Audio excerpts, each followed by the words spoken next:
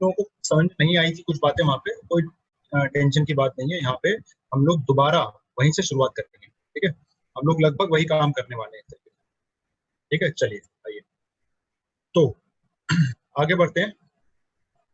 अब मैं आपको बताऊंगा आज स्टैट एडिटर के बारे में, ठीक है। मैं आपको बताने वाला हूँ स्टैट एडिटर के बारे में। मैंने आपको पहले दिन ये बात बताई थी कि स्टैट एडिटर एक ऐसा प्रोग्राम है जो कि बैकग्राउंड में चलता रहता है, ठीक है। अभिनंदन, लॉगिन करते हो तो मीटिंग करते टाइम बैच 2 के साइड में एक बॉक्स रहता है टिक लगाने के लिए। अच्छा अभिनंदन, आपका और मेरा जो इंटरफेस है ना वो अलग है। मेरे में अलग हिसाब से लॉगिन होता है, आपके में अलग हिसाब से होता है। मैं कह नहीं सकता कि वो एक्चुअली है क्या। अगर आप बता सकते हो उस बॉक्स में लिखा क्या है उसके आसपास तो मैं बता सकता हूँ, ठीक है।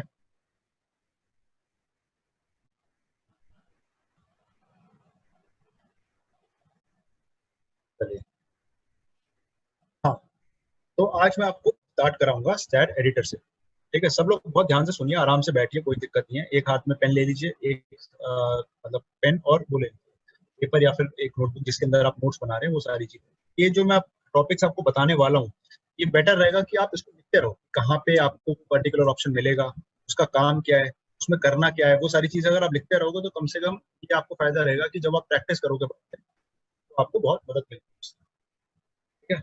वरना आपको याद ही नहीं आएगा हमने पढ़ा क्या था और प्रैक्टिस करा था, ठीक है। तो अब हम लोग देखते हैं, ठीक है। सबसे पहले तो मैंने आपको उस दिन बताया था कि अगर आप लोगों को कोई भी वो बनाना है, जैसे कि बीम्स और नोट्स और ये सारी चीजें बनानी है, ठीक है।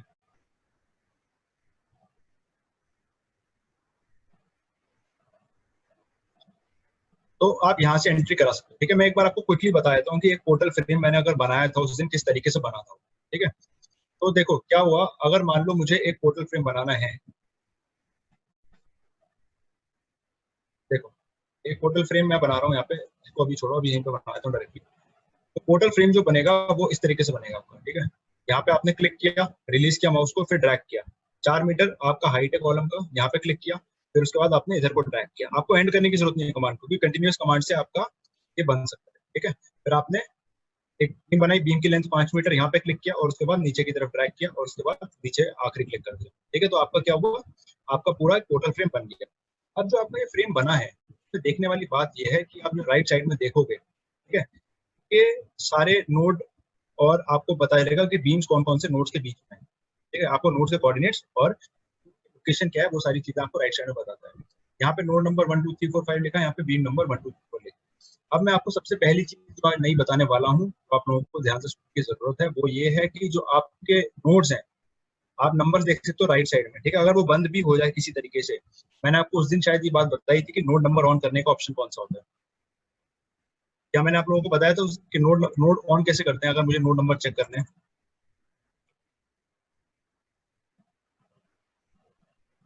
क्या आप लोगों को याद है कि नोड नंबर्स अगर मुझे देखने हैं तो किस क्या शॉर्टकट दबाऊंगा मैं? नहीं, चलिए आगे बताते हैं फिर। तो नोड नंबर्स अगर आपको देखने हैं, ठीक है, यहाँ पे आपको सामने नोड्स आ रहे हैं, आपके पास एक शॉर्टकट होता है, बोलते हैं हम शिफ्ट, ठीक है। तो आप shift N, N for Nagpur या फिर नोड, एन फॉर नोड आप ले लो, तो ठीक है। शिफ्ट एन जब आप अपने कीबोर्ड पे दबाओगे तो आपके पास नोड नंबर्स लिखे हुए आने लग जाएंगे। आप सब लोगों को यहाँ पे दिख रहा होगा, ठीक है। और जिस पैटर्न में मेरे नोट्स बने हैं, ठीक है, उसी ऑर्डर में दिखाता है नंबरिंग, उसी ऑर्डर में उस नंबर्स को दिखाता है। फॉर एग्जाम्पल देखो, ठीक है, मैंने हटा दिया ये दोनों यहाँ के हटा दिया। अब मैं क्या करता हूँ, तो अगला नोड बनाता हूँ, पहले ये वाला बनाता हूँ, ठीक है, उसके बाद ये वाला बनाता हूँ और फिर यहाँ पे आके कनेक्ट कर देता हूँ, ठीक है। तो आप देख रहे हो यहाँ पे नंबरिंग मेरी 1 2 3 और 4, ठीक है। इस तरीके से आपका यहाँ पे काम चलता है सारे का सारा। इस तरीके से आप यहाँ पे नोट्स देखते हो और नोट्स की नंबरिंग उसी हिसाब से होती है जिस ऑर्डर में आप बना रहे हो उसको, ठीक है। यहाँ पे देखो वापस मैंने चेंज कर दिया, तो 1 2 3 को वापस यहाँ पे। अब मान लो मैंने आपको एक चीज और बताई थी, जैसे ये बीम है, इस बीम पर आप अपना कर्सर लाओगे, ठीक है, पर आप अपना कर्सर लाओगे तो आपको दिखेगा कि स्टार्ट पॉइंट और and point of the beam यहाँ पे दिखाया जाता है आपको, ठीक है। ऑब्वियसली जिस तरफ से आप स्टार्ट करोगे बनाना उस तरफ को आपको स्टार्टिंग पोर्शन दिखेगा, तो ग्रीन आपको इस तरफ दिखेगा। सेम इसके साथ सीधे यहाँ पे देखो कि मैंने इसी पैटर्न में बनाई थी, तो ग्रीन पहले आया, उधर से स्टार्ट करी थी बनाना। सेम ये वाली बीम ले लो आप, ठीक है। लेकिन अगर मैं यहाँ पे इस बीम का पैटर्न रिवर्स कर दूं, ठीक है, तो क्या होगा, जैसे अगर मान लो मैं एक बीम यहाँ से लेके यहाँ तक बना रहा हूँ, ठीक है, तो आप देखोगे तो बीम बनी है मेरी, वो ग्रीन इस तरफ आ रहा है, ठीक है। अब इस तरफ ग्रीन नहीं आया, जबकि आप लोग सोचते हो कि अगर मैं यहाँ से यहाँ कनेक्ट करूंगा तो बीम का ग्रीन इस तरफ आएगा, नहीं, जिस तरफ से आप स्टार्ट करोगे ग्रीन कलर उसी तरफ दिखाई देगा, ठीक है। चलो ये बात तो हो गई। उसके बाद अब अगली बात पे आते हैं, अगर आपको बीम नंबर चेक करना है, ठीक है, स्टैड एडिटर में क्या होता है, मैंने आपको पहले दिन भी बताया था, जैसे कि इसका नाम है स्टैड प्रो, प्रो का मतलब होता है प्रोग्राम, ठीक है। प्रोग्राम इसलिए नाम दिया गया क्योंकि पीछे बैकग्राउंड में एक तरीके से प्रोग्रामिंग चल रही है। तो आपने यहाँ पे भी जो भी अभी तक चीजें बनाई हैं, ये तीनों चीजें जो मैंने बनाई हैं, 2 कॉलम और एक बीम, इसके पीछे भी एक पूरी प्रोग्रामिंग लगी है जो कि स्टैड एडिटर में आपको दिखाई जाएगी, ठीक है। स्टैड एडिटर में वो प्रोग्रामिंग किस तरीके से दिखती है, कैसे उसको हम लोग लिख सकते हैं, वो सारी चीजें हम जानने वाले हैं, ठीक है। तो ध्यान से सुनिएगा, स्टैड एडिटर जो आपका प्रोग्राम है वो 2-3 जगहों से होता है। एक तो सबसे पहला आपके पास ऑप्शन आता है जहाँ पे मैंने आपको अभी कल उस दिन वाली क्लास में दिखाया था, जब आप फाइल शुरू करते हैं तो ऐड बीम करके उसके बाद एक ऑप्शन आता है ना नीचे, स्ट्रक्चर विजार्ड के नीचे स्टैड एडिटर करके, ठीक है। तो आप अगर उस पर क्लिक करेंगे डायरेक्टली आप स्टैड एडिटर पे पहुंच जाते हैं। अगर आप वहां से नहीं जाना चाहते, जैसे आप अंदर आ गए यहाँ पे, इसके बाद स्टैड एडिटर में जाना चाहते हैं, तो आप जाएंगे यहाँ पे फाइल पे। फाइल में जाने के बाद आपके पास व्यू कर का ऑप्शन आता है। इस व्यू ऑप्शन के नीचे इनपुट कमांड फाइल नाम का एक ऑप्शन होता है, ठीक है। File view input command file, इस इनपुट कमांड फाइल पर अगर आप क्लिक करते हैं तो आपका स्टैड एडिटर डायरेक्टली खुल जाता है, क्योंकि स्टैड एडिटर और कुछ नहीं है, इनपुट जहाँ पे हम देते हैं, जो इनपुट कमांड होते हैं वो सारे के सारे वहां पे लिखे हुए आते हैं, ठीक है। अगर आप यहाँ से ना खोलना चाहें तो आपके पास एडिट नाम का ऑप्शन होता है, यहाँ एडिट के नीचे आपके पास ये ऑप्शन आता है एडिट इनपुट कमांड फाइल, ठीक है। अगर आप यहाँ क्लिक करोगे तो भी आपका स्टैड एडिटर खुल जाएगा। इसके अलावा एक और ऑप्शन होता है जो कि शॉर्टकट है स्टैड एडिटर का, पूरा ये, ठीक है, वो आपके सामने यहाँ पे, तो आप इस पे क्लिक करके इसको खोल सकते हैं, ठीक है।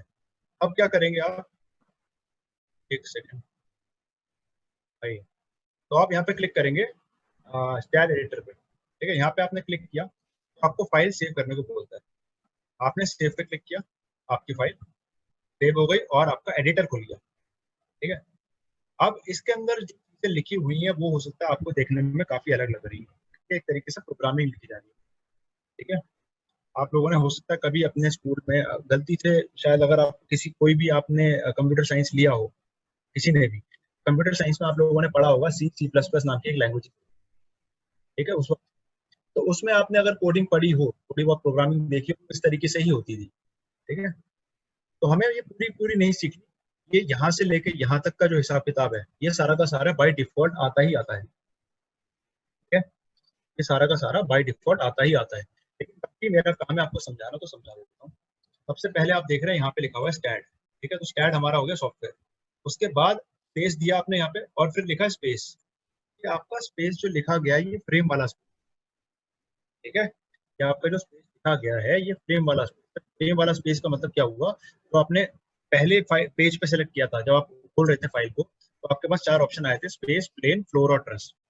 तो आपका ये वो वाला स्पेस है, अगर यहाँ पे आपने ट्रस लेके काम किया होता है यहाँ पे ट्रस बना लिखा हुआ आ रहा होता, ठीक है। फिर आप एंटर मार के अगली लाइन में जाते हैं, आपको मिलता है स्टार्ट जॉब इन्फॉर्मेशन। मैंने आपको बोला ये हमारे ज्यादा काम का नहीं है, लेकिन बाय डिफॉल्ट ये मिलेगा ही मिलेगा यहाँ तक, ठीक है। तो इसका कोई काम नहीं है। इसके बाद आप आते हैं इनपुट बिट पे। अब देखो इनपुट बिट का मतलब क्या होता है, यहाँ पे लिखा है 79, ठीक है। 79 का मतलब ये है कि एक लाइन जो है ना, एक लाइन का मतलब होता है ये एक लाइन कहलाती है, ठीक है। एक लाइन पूरी आगे तक कहीं भी जा सकती है, उसमें 79 कैरेक्टर्स ही आएंगे जिनका कोई मीनिंग होगा, ठीक है। अगर आप 79 से ज्यादा कैरेक्टर्स एंटर करते हो, इसका मतलब ये है कि 80th कैरेक्टर से उसका कोई मतलब नहीं होगा और ये प्रोग्राम उसको एक्सेप्ट ही नहीं करेगा, ठीक है। तो आप एंटर करके आप लिख के भी देख सकते कुछ भी। फॉर एग्जाम्पल मैं ये लिख रहा हूँ, आप देखो यहाँ तक, इस जगह तक तो जो आपके कैरेक्टर आए वो डार्क ब्लैक से आए, उसके बाद जो आए वो लाइट ब्लैक से, फेडेड है वो, ठीक है। इसका मतलब क्या होता है, इसका मतलब होता है यहाँ तक जो आप इसको काउंट भी करके देख सकते हो 79 कैरेक्टर्स हैं। इसके बाद के जो कैरेक्टर्स हैं ये वाले, ठीक है, ये आपके किसी काम के नहीं है, उनका कोई मीनिंग नहीं। अब इनका कोई मीनिंग नहीं है। पहली बात तो एक कैरेक्टर का मतलब होता है, ये एक ए जो लिखा है ना, इसको बोलते हैं कैरेक्टर। कोई भी एक लेटर जो आप टाइप करोगे उसका मतलब एक कैरेक्टर, ठीक है। अब दूसरी बात ये है कि आप इस 79 को चेंज भी नहीं कर सकते, ठीक है। आप यहाँ 120 भी लिख दोगे, 1,20,000 भी लिख दोगे, उसके बावजूद यहाँ पे 79 ही रहेगा। ये बाय डिफॉल्ट सिस्टम की सेटिंग है, सॉफ्टवेयर की सेटिंग है, ठीक है। आप इसको चेंज नहीं कर सकते। उसके बाद अगली बात यह है कि जब भी कोई चीज आपको ब्लैक कलर से दिखाई जाएगी, जब भी कोई चीज आपको ब्लैक कलर से दिखाई जाएगी, अपार्ट फ्रॉम दिस, सॉरी, इसको छोड़ के, डेट को छोड़ के जो भी चीज आपको ब्लैक कलर में दिखेगी, इसका मतलब ये होगा कि ब्लैक कलर वाली चीज का कोई भी मतलब नहीं है और सॉफ्टवेयर उसको नहीं समझ पा रहा, उस कमांड को नहीं समझ पा रहा, ठीक है। तो मतलब ये होता है कि सॉफ्टवेयर जो है वो उस कमांड को नहीं समझ पा रहा है, तो आप उसको हटा देंगे, क्योंकि आप सॉफ्टवेयर भी कुछ ही पर्टिकुलर चीजों को समझता है, सारी चीजों को नहीं समझेगा।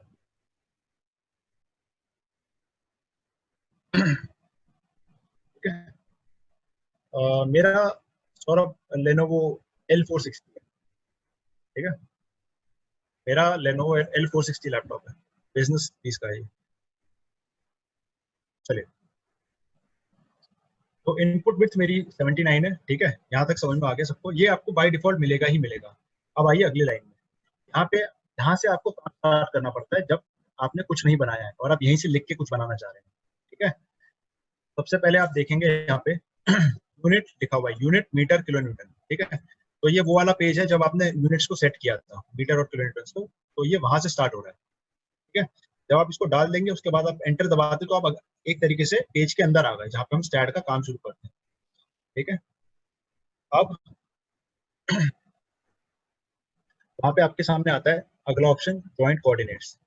जॉइंट कोऑर्डिनेट्स आप लिखेंगे उसके अंदर, ठीक है। जॉइंट कोऑर्डिनेट्स का मतलब होता है जो आप नोट्स बना रहे थे ना, उनके कोऑर्डिनेट्स प्रोवाइड करना है। जॉइंट का मतलब होता है नोट्स और कोऑर्डिनेट्स प्रोवाइड कर रहे हैं, ठीक है। तो फिर इसके बाद आप अगली लाइन में आ जाते हैं और वहां से आप देना शुरू कर दे कमांड्स को, ठीक है। तो इनका मतलब क्या होता है वो वन वन वन का मतलब हो गया आपका नोड नंबर वन, ठीक है। नोड नंबर वन जो है आपका, उसके बाद आपने दिया ये एक्स वाई और जेड, लिखिए ना, ये एक्स वाई और जेड के कोऑर्डिनेट है उसके, आ रहा है समझ में। नोड नंबर वन कहाँ पे बनेगा आपका, 0 0 0 पे। फिर सेमी कॉलन दिया आपने, सेमी कॉलन आपको मिलेगा आपके कीबोर्ड पे एल के पड़ोस में, एल के राइट साइड, ठीक है। उसके बाद आप आओगे नोड नंबर टू पे, यहाँ पे स्पेस देखो, स्पेस भी देना जरूरी है। वन के बाद स्पेस, जीरो के बाद स्पेस, फिर स्पेस, और इस जीरो के बाद सेमी कॉलन, फिर अगले के बाद स्पेस दो, फिर अगला लिखोगे नोड। नोड नंबर टू आपका कहाँ पे, 0 4 0 पे, ठीक है। एक्स वाई और जेड कोऑर्डिनेट दे रखे, आप लोग अंदर के इस हिसाब से रिलेट भी कर पा रहे हो, जैसा मैंने बनाया था वहां पे, आप लोग सोच भी पा रहे हो। उसके बाद आपका आता है node number three. Node number three कहाँ पे आपका, 5 4 0, ठीक है। ये बेसिकली 5 4 पे आपका, ठीक है। उसके बाद आपका नोड नंबर फोर कहाँ पे, आपका नोड नंबर फोर है 5 0 पे। आगे समझ में। जब आप ये खत्म कर दोगे लाइन, उसके बाद आप नेक्स्ट लाइन में आते हो, वहां पे लिखते हो मेंबर इंसिडेंस। मेंबर इंसिडेंसेस का मतलब क्या होता है, आपके बीम्स और कॉलम्स कहाँ बने, ठीक है। तो आपका जो बीम नंबर वन है वो बना हुआ है नोड नंबर वन और नोड नंबर टू के बीच में, इसका मतलब ये होता है। फिर आप दोगे सेमी कॉलन, फिर आपने लिखा बीम नंबर टू जो है आपका नोड नंबर टू और नोड नंबर थ्री के बीच में, फिर बीम नंबर थ्री जो है आपका वो नोड नंबर थ्री और नोड नंबर फोर, और इसके बाद आप अगली लाइन में आके फिनिश कर दो। और फिनिश करने के बाद आप यहाँ से इसको करो क्रॉस। जब आपने क्रॉस कर दिया उसके बाद इसको सेव करने को बोलेगा, आप यस कर लो। आप जब सेव कर लोगे आपके जो चेंजेस होंगे वो यहाँ पे आपको दिखाने लगेगा। बताइए, कुछ आया समझ में। प्रोग्रामिंग नहीं सीखना पड़ेगा, बस इतना ही सीखना था जितना मैंने बताया। कुछ समझ में आया आप लोगों के, क्या हुआ है अंदर वहां पे।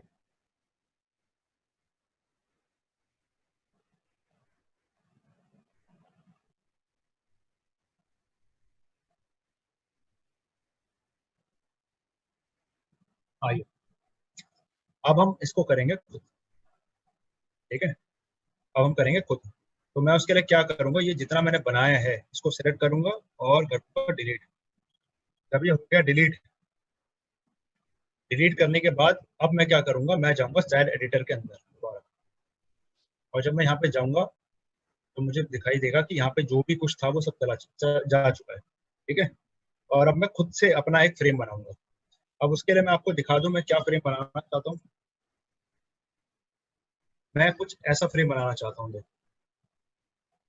मेरा फ्रेम होगा, ठीक है, इसका कोऑर्डिनेट होगा 0 0। इसका कोऑर्डिनेट यहाँ पे, यहाँ का जो कोऑर्डिनेट है वो होगा आपका 0,5।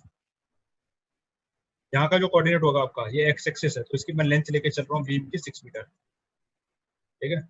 यहाँ का जो कोऑर्डिनेट आपका होगा क्या होगा बताओ, 6,5। और यहाँ का जो कोऑर्डिनेट होगा आपका क्या होगा, 6,0। सही है। क्या आप लोगों को इसमें कोई भी तकलीफ, बताओ, क्या आप लोगों को समझ में आया? ये जो कोऑर्डिनेट्स मैंने लिखे हैं आप लोग रिलेट कर पा रहे हो उससे कि क्या लिखा है मैंने ये? ठीक है, ये कोऑर्डिनेट्स बताया मैंने सिर्फ आपको, ठीक है। अगर ये 6 मीटर है तो इसकी, ये कितना हो गया, ये हो गया आपका 5 मीटर, ठीक है। चलो अब करते हैं आगे की बात।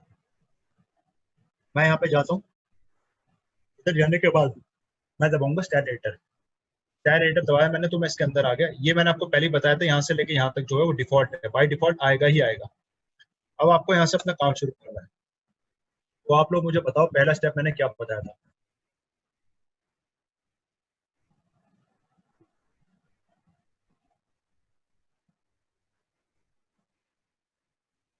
बताओ पहला स्टेप क्या बताया था, यहाँ पे क्या आएगा, याद करो। सबसे पहले जब हम स्टार्ट करते हैं तो क्या चीज सेलेक्ट करते हैं? अरे नहीं आदर्श, इतनी जल्दी नहीं। हाँ अभिनंदन, बिल्कुल सही, ठीक है। सोनू बिल्कुल सही। यूनिट्स, ठीक है। तो सबसे पहले मैं यहाँ पे क्या लिखूंगा, यूनिट। बताओ, जब मैंने आपको उसमें दिखाया था तो उन लोगों ने यूनिट जब लिखी थी तो फुल फॉर्म में लिखी, ठीक है। उन्होंने लिखा था मीटर पूरे स्पेलिंग और किलोमीटर, लेकिन किलोमीटर पूरा नहीं लिखा था। तो मैं यहाँ क्या करूंगा, मैं लिखूंगा यूनिट के बाद मीटर की जगह एमईटी और किलोमीटर की जगह केएन। ठीक है, पूरा लिखने की जरूरत नहीं है, ये अभी भी रीड कर रहा है। आप देख रहे होगे ये इसको ब्लैक नहीं दिखा रहा, ठीक है। इसका मतलब क्या है, ये यूनिट मतलब कमांड दिया वो सही है। उसके बाद आप जाओगे अगली लाइन में, ठीक है। अब आप क्या करोगे, आपको क्या स्टार्ट करना है बताओ, किस चीज से स्टार्ट करते थे हम लोग, बताइए। कोऑर्डिनेट, तो मैं लिखूंगा क्या पे, यहाँ पे मैंने आपको दिखाया था, क्या लिखा था मैंने, जॉइंट कोऑर्डिनेट, ठीक है। यहाँ पे मैं लिखूंगा जॉइंट कोऑर्डिनेट, लेकिन मैं पूरा नहीं लिखूंगा, मैं इसको लिखूंगा JOI OO, जॉइंट कोऑर्डिनेट का शॉर्ट फॉर्म, और इसको वो रीड कर लेगा, ठीक है। तो वो रीड कर लेगा। फिर आऊंगा अगली लाइन में।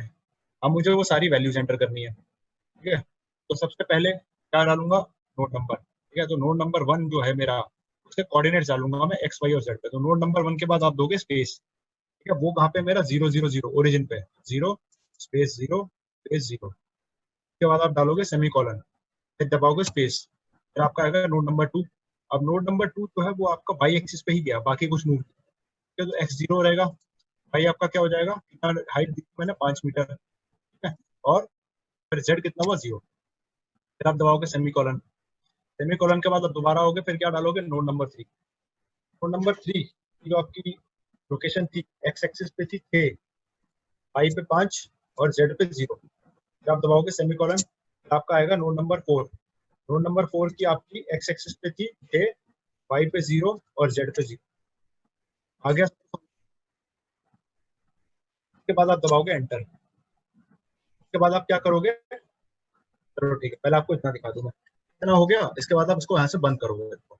जब भी आप बंद करोगे और आपने कुछ चेंजेस करे होंगे तो आपको सेव करने को बोलेगा, आप यस करो, ठीक है।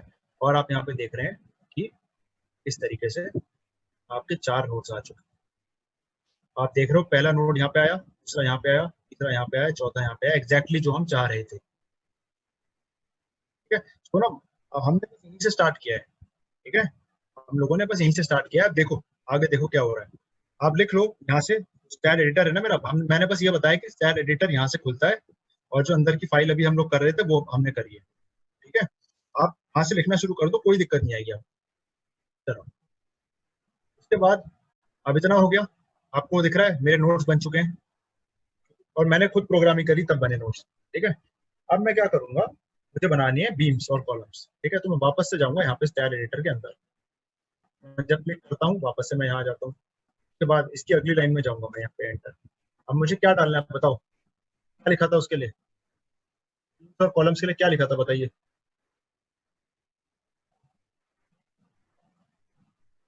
Member incidences.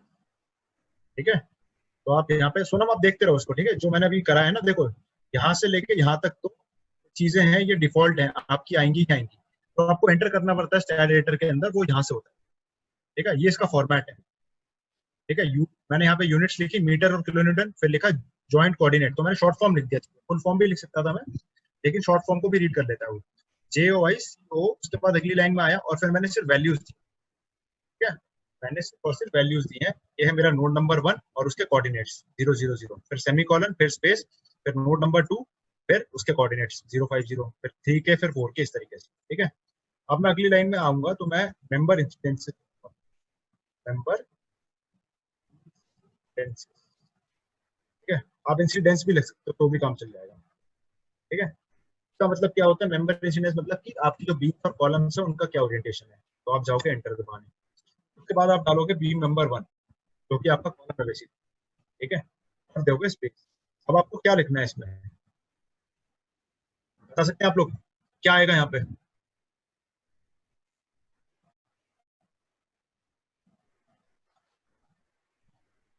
बताइए। 1 2। ठीक है, 1 2 बताता हूँ प्रशांत को। 1 2 आएगा। 1 2 का मतलब क्या होता है, आपने यहाँ पे डाला सबसे पहले 1, 1 का मतलब हो गया आपका बस, उसका अगला जो 1 है उसका मतलब है नोड नंबर 1 और नोड नंबर 2 के बीच में। ठीक है, फिर आप डालोगे सेमीकोलन, फिर उसके बाद आप क्या डालोगे, बीम नंबर 2, आपकी बनेगी नोड नंबर 2 और नोड नंबर 3 के बीच में। स्पेस देख लो मैं कहाँ कहाँ पे दे रहा हूँ, क्या आएगा सेमीकोलन, फिर आप डालोगे बीम नंबर 3, तो आपकी बनेगी नोड नंबर 3 और नोड नंबर 4। ठीक है, कोई दिक्कत। अच्छा, आप जो पूछ रहे हो इनपुट बिट 79 का मतलब क्या है, कि एक लाइन, जो मैं ये एक लाइन लिख रहा हूँ ना यहाँ पे, इसके अंदर सिर्फ और सिर्फ 79 कैरेक्टर्स ही मतलब हो सकते हैं। ठीक है, इनका मीनिंग निकाल पाओगे। अगर आप 79 कैरेक्टर्स से ज्यादा कर दो एक ही लाइन में, तो वो स्टैट प्रो रीड नहीं करेगा। मान लो मेरे पास बहुत सारे मेंबर्स होते हैं, ठीक है, बहुत ही सारे मेंबर्स होते हैं, तो एक लाइन में तब भी मैं 79 कैरेक्टर्स ही एंटर करता, उसके बाद अगली लाइन से जाके फिर अगले मेंबर्स के बारे में इंफॉर्मेशन देता। ठीक है, ये मतलब होता है 79। अब देखो जब ये हो गया आपका, तो आप इसको यहाँ से करोगे बंद, और आप करोगे यहाँ से यस। तो जब आप यहाँ से यस करोगे, आपको दिखेगा कि आपके बीन्स और कॉलम्स यहाँ पे बन के आ चुके हैं। ठीक है, नहीं हो सकते, अभिनंदन, एक लाइन में 79 कैरेक्टर से ज्यादा नहीं हो सकता, आपको अगली लाइन में जाना पड़ेगा। आप लिख तो लोगे लेकिन उनका कोई मीनिंग नहीं निकलेगा, बात ये है। आप नंबर को चेंज भी नहीं कर सकते, 79 को आप 1,20,000 भी कर दोगे तब भी वो 79 ही लेगा, क्योंकि वो सॉफ्टवेयर की सेटिंग है। ठीक है, ये था आपका स्टाइल एडिटर, इसमें आप पीछे से प्रोग्रामिंग कर सकते हैं और यहाँ पे चला सकते हैं। ये सिर्फ बताने के लिए था, ऐसा नहीं है कि आप वहीं से करेंगे कभी कुछ काम। हाँ, वो आपके सिर्फ और सिर्फ एक ही काम आएगा इसके बाद से, वो होगा एरर्स को रिजॉल्व करने में। कई बार ऐसे एरर्स होते हैं, नहीं शिवम, उसमें कैरेक्टर्स काउंट नहीं होते, मतलब स्पेस काउंट। ठीक है, हाँ, तो मैं क्या बता रहा था आपको कि तो आपके ये स्टाइल एडिटर था, ये जो काम आएगा वो आएगा आपका एरर्स रिमूव करने में। कई बार ऐसे एरर्स आएंगे जो आपको समझ में नहीं आएगा कि कहाँ से आ रहे हैं, तो ऐसे में क्या करना है, आपको स्टाइल एडिटर खुलना, वहां से देखना है बैठ के। सुमन लगा भी सकते हो, नहीं भी लगा सकते हो, दोनों काम करेंगे सौरभ। ठीक है, आप लगा भी सकते हो, नहीं भी लगा सकते, दोनों तरीके से काम चलेगा। Either way it's not a problem. चलिए, तो ये सबको समझ में आ गया स्टाइल एडिटर, एक बार मुझे बताइए सबके सब। ठीक है, अभी तो सिर्फ ये मॉडलिंग तक का ही मैंने प्रोग्रामिंग दिखाई है आपको। ठीक है, जब हम आगे करेंगे अभी, ठीक है, जब आगे की चीजें करेंगे तो इसमें आगे की प्रोग्रामिंग भी होती है, जब आप लोड्स लगाएंगे, आप प्रॉपर्टीज प्रोवाइड करेंगे, सपोर्ट देंगे, हर चीज इसके अंदर आती है, तो मैं दिखाऊंगा आपको।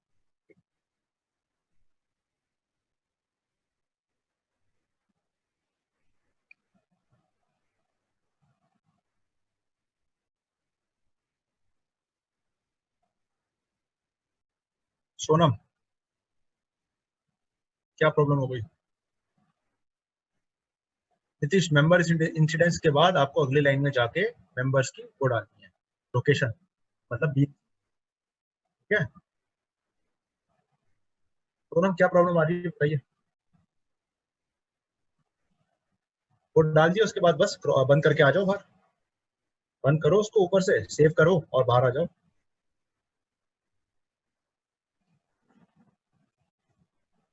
ठीक है।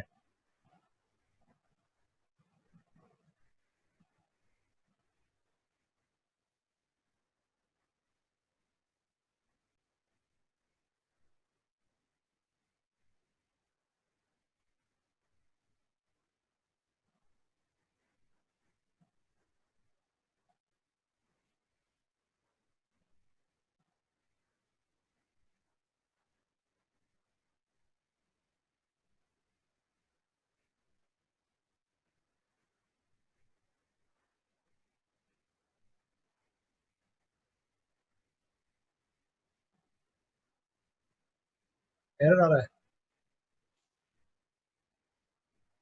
आपने फिर कुछ गड़बड़ करके टाइपिंग में पक्का, आपने टाइपिंग में कुछ प्रॉब्लम करी है। दिखाइए एक बार जरा अपनी स्क्रीन दिखाइए, अगर आप लैपटॉप से ही बैठे हुए हैं। स्क्रीन शेयर करिए अपनी एक बार। लैपटॉप से बैठे हैं आप? प्लीज जी, क्या आप लैपटॉप से चला रहे हो जूम मीटिंग को?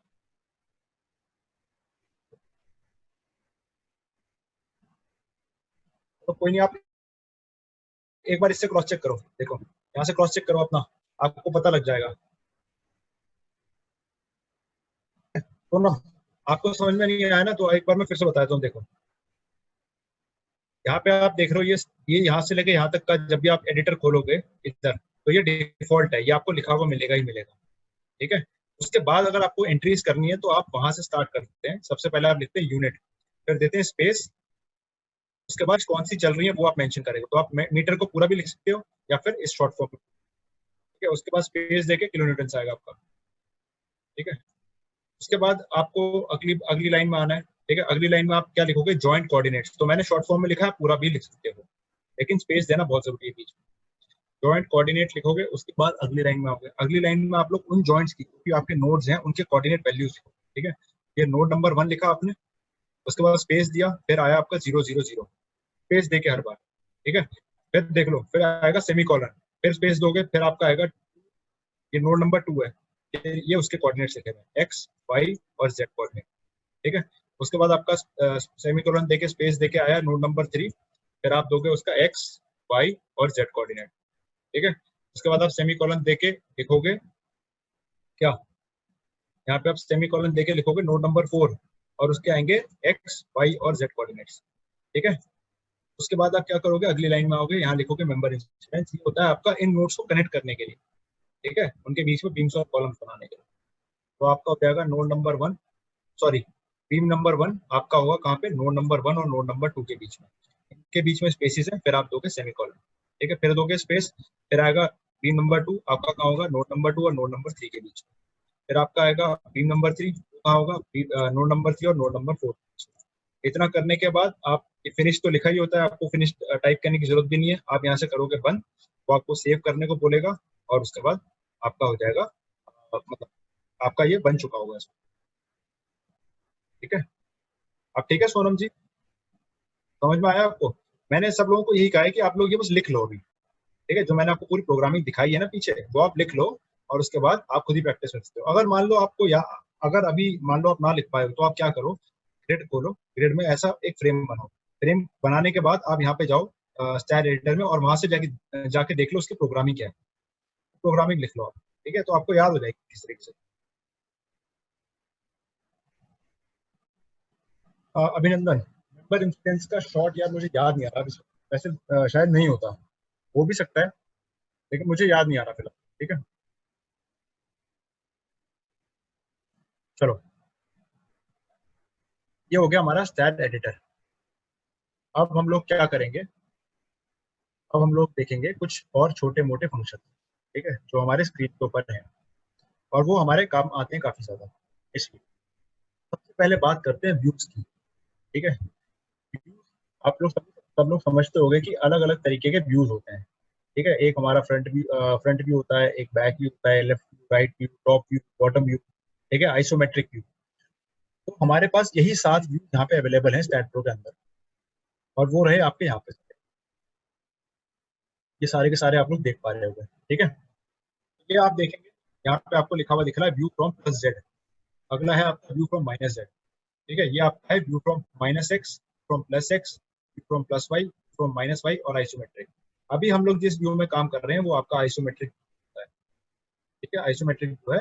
इसमें क्या होता है, आइसोमेट्रिक में आपको सारे कंपोनेंट्स दिखाई देते हैं, आपको 3D स्ट्रक्चर जो है वो दिखाई देगा आपके स्ट्रक्चर का। बाकी के सारे जो आपके व्यूज हैं वो आपके 2D व्यू, एकमात्र आपका 3D व्यू है, बाकी सारे के सारे आपके 2D। अब आते हैं इनके, यहाँ पे लिखा हुआ है प्लस जेड। प्लस जेड का मतलब क्या होगा, कोई बता सकता है? अगर हम प्लस जेड से देख रहे हैं तो वो कौन सा व्यू होगा, बताइए।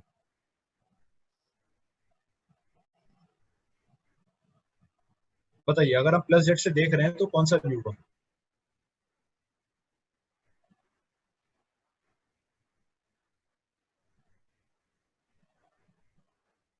बिल्कुल सही, ठीक है, फ्रंट व्यू हुआ वो। अगर हम प्लस जेड से देख रहे हैं, आप लोग खुद ही देख सकते हो यहाँ पे, ये तो हमारा ग्लोबल कोऑर्डिनेट सिस्टम बना हुआ है। ठीक है, मैंने आपको पहले भी बताया था, जो हमारा ग्लोबल कोऑर्डिनेट सिस्टम होता है, ये होता है वाई, होता है एक्स, और ये होता है जेड। ठीक है, तो जेड जो अंदर की तरफ बना है वो नेगेटिव जेड एक्सिस। अगर ये ओरिजिन है मेरा, तो राइट साइड को पॉजिटिव एक्स है, ऊपर की तरफ पॉजिटिव वाई है, और पीछे की तरफ को नेगेटिव जेड है। तो पॉजिटिव जेड किस तरफ हुआ, बाहर की तरफ। ठीक है, नेगेटिव एक्स किस तरफ को हुआ, लेफ्ट साइड को। नेगेटिव वाई किस तरफ को हुआ, नीचे की तरफ। ठीक है, तो हो गया आपका एक्स, हो गया वाई, हो गया आपका जेड। ठीक है, तो अगर व्यू फ्रॉम प्लस जेड लिखा है, इसका मतलब ये है कि आप यहाँ खड़े हैं और आप इस तरफ को देख रहे हैं। अगर व्यू फ्रॉम प्लस एक्स लिखा है, इसका मतलब आप यहाँ खड़े हैं और इस तरफ को देख रहे हैं, इस तरफ को। अगर आप व्यू फ्रॉम प्लस वाई लिखा है, तो आप मतलब यहाँ खड़े हैं और ऊपर से नीचे की तरफ देख रहे हैं, तो ये आपका टॉप व्यू हो जाएगा। ठीक है, अगर माइनस वाई लिखा है, तो आप इस जगह पे खड़े हैं और ऊपर की तरफ देख रहे हैं, ये इसका मतलब होता है। ठीक है, तो आप वो यहाँ पे देख भी पाओगे। देखो, जब आप यहाँ देखोगे व्यू फ्रॉम प्लस जेड, ठीक है, आपको कुछ इस तरीके से दिखाई देगा। हो गया आपका फ्रंट व्यू, सब लोग एग्री कर रहे हो उससे? ठीक है, ये आपका अगला वाला जो है व्यू फ्रॉम माइनस जेड, वो आपका है back view. Front view back view यहाँ पे तो कोई फर्क पता नहीं लगेगा, क्योंकि जो आपका ऑब्जेक्ट बना हुआ है, जो आपका स्ट्रक्चर बना है, वो सिमेट्रिकल स्ट्रक्चर। ठीक है, उसके बाद अगला आप देख रहे हो यहाँ पे, वो लिखा है view from minus x. Minus x में आप अगर क्लिक करोगे, तो आपको इस तरीके से लाइन दिखाई देगी। ठीक है, आपको इस तरीके से लाइन दिखाई देगी। अगर क्योंकि ऑब्वियसली आप साइड से देख रहे हो ना, आप साइड से देख रहे हो खड़े होके, किसी एक तरफ से देख रहे हो, तो आपको लाइन ही तो दिखाई देगी। अगर आप टॉप व्यू करोगे, बताओ, व्यू फ्रॉम प्लस वाई करोगे तो क्या दिखाई देगा, आप लोग बताओ। अगर आप व्यू फ्रॉम प्लस वाई, मतलब अगर आप टॉप व्यू से देखोगे, तो आपको क्या दिखाई देगा, बताइए। बताइए, बहुत बढ़िया। ठीक है, आप लोगों को दिखाई देगा लाइन, ये वाला ऊपर वाला। तो आप यहाँ पे क्लिक करोगे, आपको ऊपर वाली लाइन दिखाई देगी। सेम अगर आप बॉटम से देखोगे तो भी लाइन दिखाई देगी। अगर आप यहाँ फिर आइसोमेट्रिक पे आ जाओगे, ये लास्ट वाला व्यू है जिसके ऊपर हम काम कर रहे हैं। ठीक है, तो आपको दोबारा से यहाँ पे ये इस तरीके से दिखाई देगा। राइट, इसके बाद ऑप्शन होते हैं यहाँ पे, आप उसके पड़ोस में देखेंगे रोटेशन। ठीक है, ये रोटेशन जो है आपका, आप इस पर क्लिक करोगे जब, देखो, आप इस पर क्लिक करते रहेंगे तो आपका रोटेट होता रहेगा। ठीक है, एंटी क्लॉकवाइज डायरेक्शन में रोटेट अप, ये होगा रोटेट डाउन, ये आपका क्लॉकवाइज डायरेक्शन में रोटेट होना शुरू। ठीक है, उसके बाद आपके पास ये वाला आता है रोटेट लेफ्ट, एंटी क्लॉकवाइज। ठीक है, फिर आता है आपके पास रोटेट राइट, ये होता है क्लॉकवाइज। उसके बाद आपके पास आता है स्पिन। तो इसमें क्या होता है, रोटेट नहीं होगा, आपका पूरा का पूरा फ्रेम ही स्पिन करेगा अपनी जगह पे खड़े खड़े। ठीक है, होता है आपका स्पिन राइट, बस। ठीक है, अब देखो इसके बाद कुछ ऑप्शन और होते हैं, जैसे कि अगर देखो आपका रोटेट, ये जो रोटेशन का मैंने आपको बताया है, ये सिर्फ आप यहीं से नहीं कर सकते। आपके पास एक और ऑप्शन है जो कि ज्यादा सिंपल है, वो होता है आपका कीबोर्ड। आप अपने कीबोर्ड पे तो आपके वो बने हुए हैं, एरो कीज बने हुए हैं, उनको अगर आप यूज करेंगे तो भी रोटेशन होता है। ठीक है, लेफ्ट, राइट, आपका टॉप, आपका बॉटम। ठीक है, अब मान लो अगर आप इस व्यू से बाहर आ गए हो, आपको आप जाना चाहते हो वही पुराने वाले व्यू पे, आपको कुछ नहीं करना, यहाँ पे जाओगे आइसोमेट्रिक व्यू पे, और यहाँ पे आके कर दो क्लिक, तो आप वापस से अपने पुराने व्यू पे आ जाओगे। ठीक है। रोटेट इसलिए करते हैं, हमको कई बार अलग अलग एंगल से घुमा के देखना होता है कि ये स्ट्रक्चर यहाँ पे कैसा दिख रहा है, यहाँ पे कोई फ्लोर बना है तो वो डिसजॉइंटेड तो नहीं है। ठीक है, ये सारी चीजों को देखने के लिए रोटेशन करना पड़ता है। अब एक ऑप्शन होता है, अगर मान लो आप बहुत ज्यादा जूम इन कर लो, ठीक है, इस तरीके से आप जूम इन करके बहुत अंदर चले गए, और वहाँ यहाँ पे मान लो यही सिर्फ स्ट्रक्चर नहीं, एक मल्टी स्टोरीड फ्रेम बनाया, आप बाहर नहीं आ पा रहे हो, तो एक ऑप्शन होता है जूम एक्सटेंड का। आप देखते हैं, आप जूम एक्सटेंड पे क्लिक करोगे तो आपको वापस लाके उसी जगह पे रख देगा जहाँ पे आप स्टार्टिंग में। ठीक है, जूम एक्सटेंड का ऑप्शन। इसके बाद जूम इन जूम आउट में आपको वैसे ही बता चुका हूँ, आप जूम इन जूम आउट तो अपने माउस के स्क्रॉल बटन से कर ही सकते हो, तो आपको इसको करने की जरूरत है नहीं। ठीक है, आपको इसको करने की जरूरत है नहीं। देखो, अब ये वाला ऑप्शन होता है हमारे पास मैग्नीफाइंग ग्लास का। यहाँ पे देखो, कोई चीज आपको दूर से नहीं दिख रही है, आप इस पे क्लिक करो और उस जगह पे क्लिक करके रखो। यहाँ पे क्लिक किया और क्लिक करके रखो, माउस से वो जैसे ही हटाओगे वापस से हो जाएगा। तो ये होता है आपका मैग्नीफाइंग ग्लास, आपको जूम इन करके हर चीज दिखाई देती है। ठीक है, उसके बाद ये आपका रेंडर्ड व्यू होता है, जो मैंने उस दिन बताया था, जो अभी आपको ज्यादा डिफरेंस पता लगेगा नहीं। ठीक है, इस पर क्लिक करोगे तो आपको रियलिस्टिक वो दिखाता है कि आपको कैसी दिख रही है आपका स्टोरी। लेकिन अभी तक क्योंकि हमने प्रॉपर्टीज वो नहीं, अभी तक हमने इसकी प्रॉपर्टीज नहीं दी है, इसलिए आपको यहाँ पे कुछ दिखाई नहीं देगा। यहाँ पे हमने कोई भी प्रॉपर्टी नहीं दी। राइट, चलो, ये आपके कुछ ऑप्शन और थे जो आपके काम आ सकते हैं। ठीक है, इसके अलावा अब और कुछ ऑप्शन पे आते हैं हम लोग। ठीक है, इसके अलावा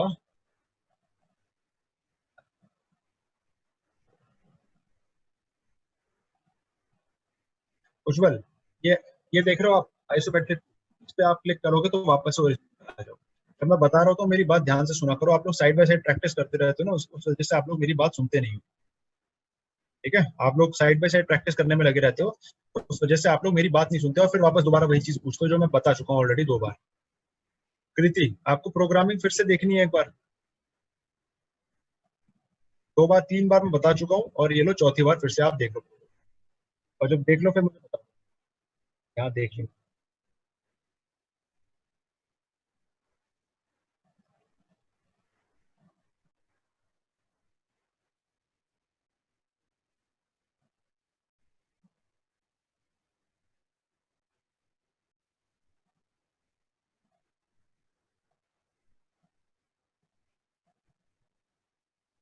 बिना माउस यूज किए कैसे जूम करेंगे बताते हैं। बिना माउस यूज करे तो आप जूम कर सकते हो, लेकिन मजा नहीं आएगा। बस आपको देखनी ही क्या, समझना भी है इसमें कुछ।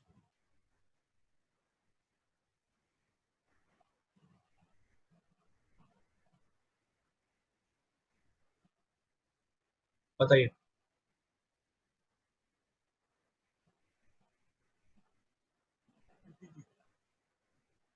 बताइए।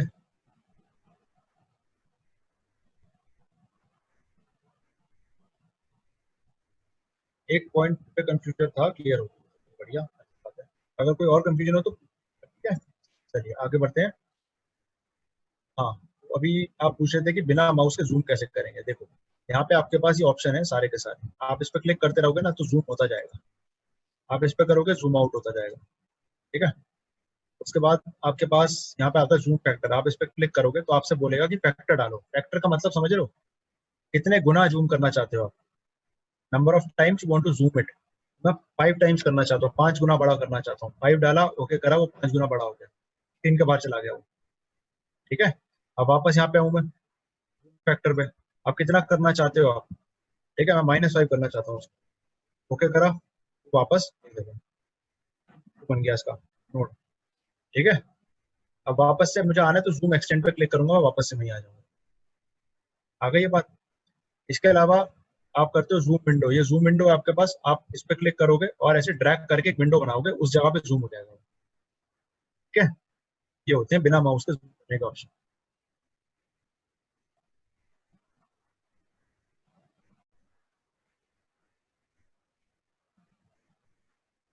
ठीक है, चलो, वैसे आप जनरली जो यूज करोगे वो अपना माउस का मिडिल माउस बटन ही यूज करोगे। माउस के साथ ही क्योंकि स्टैट प्रो पे काम किया जा सकता है ज्यादा अच्छे से। बिना माउस के आप काम करने में मजा ही नहीं आएगा, आप गलतियां बहुत ज्यादा होंगी, आपको बीम्स ऐड करनी होंगी, आपको वैल्यूज डालनी पड़ेंगी। माउस के बिना एडवाइजेबल नहीं है, मजा नहीं आता।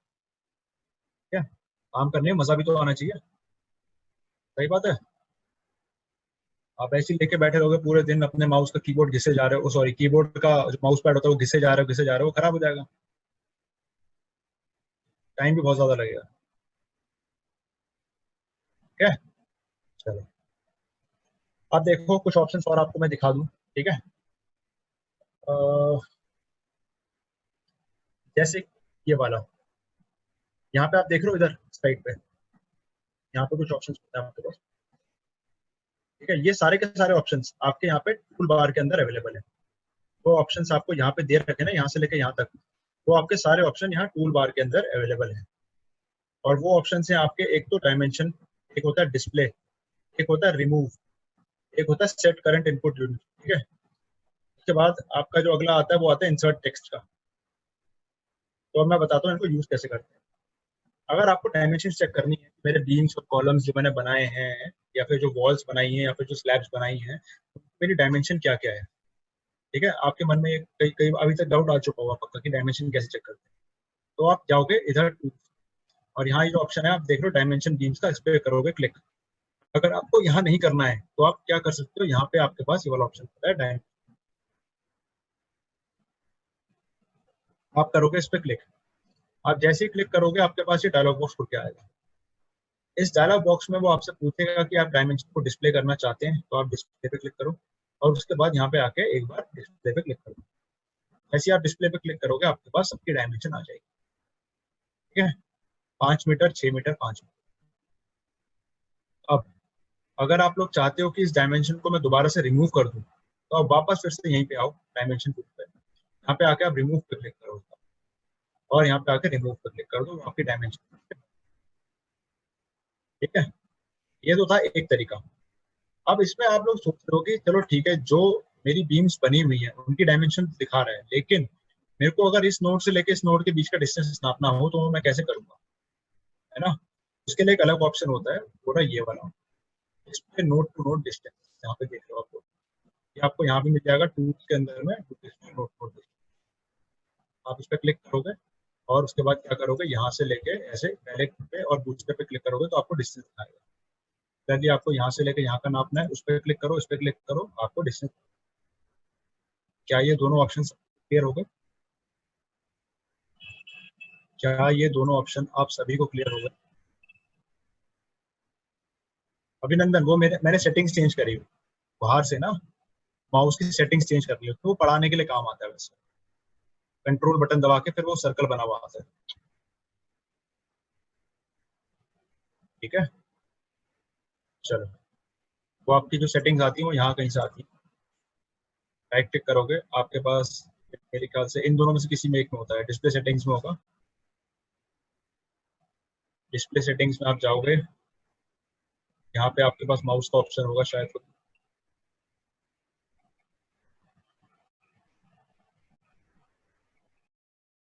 डिस्प्ले में जाओ। डिस्प्ले में ये सारे ऑप्शन सारे हैं आपके पास।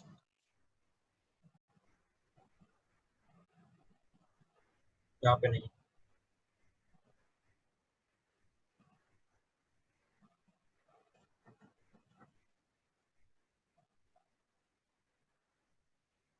ठीक है।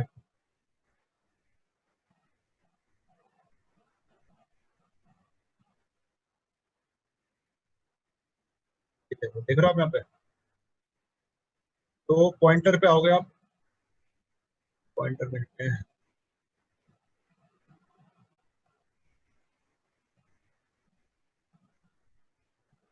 देखो, ये है पॉइंटर ऑप्शन में आओगे तो show location of pointer when I press the control की, ठीक है। ये ऑन कर रखा है मैंने, तो मैं जब कंट्रोल दबाता हूँ मुझे लोकेशन दिखाता है इस तरीके।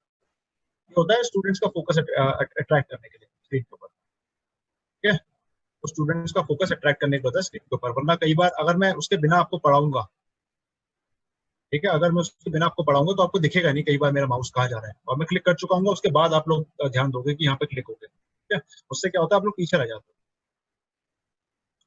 शिवम, डायमेंशन वाला शो करना है, देखो ये जो आपका डायमेंशन वाला ऑप्शन है, आप यहाँ पे क्लिक करोगे, आपको यहाँ पे डिस्प्ले का ऑप्शन आएगा, ठीक है। आप डिस्प्ले पे क्लिक करोगे, आपकी डायमेंशन जो है वो डिस्प्ले में लगेगी, ठीक है। 5 मीटर, 5 मीटर, 6 मीटर, ठीक है। अब अगर आपको रिमूव करनी है वापस क्लिक करो, उसके बाद आप यहाँ रिमूव पे क्लिक करोगे और यहाँ रिमूव का ऑप्शन है, ठीक है। ये वाली जो मैंने डिस्प्ले करी है, ये करी है मैंने नोट टू नोट डिस्टेंस से, display node to node distance से, वो हटी नहीं। उसको हटाने का दूसरा तरीका है, आपके बिल्कुल इसके पड़ोस में दूसरा ऑप्शन है remove all node to node distance. आप इस पर क्लिक करोगे तो वो सारे के सारे हट जाएंगे, ठीक है। आ गया शिवम जी समझ में? बाकी सब लोगों को समझ में आ गया लगाना कैसे और रिमूव कैसे करना है, और दोनों के बीच में डिफरेंस क्या है? एक नॉर्मल डिस्प्ले दिखाएगा आपको, वो जो जो चीजें बनी है उनकी डायमेंशन दिखाएगा, और एक है जो आपको एक नोड से दूसरे नोड के बीच में आपने का की मदद करता है। जी, बॉस गोविंद, यहाँ पे वो परफॉर्मेंस चल रही है कोई, वंस मोर। हाँ, आपको समझ में आया कि नहीं आया ये बताओ फिर।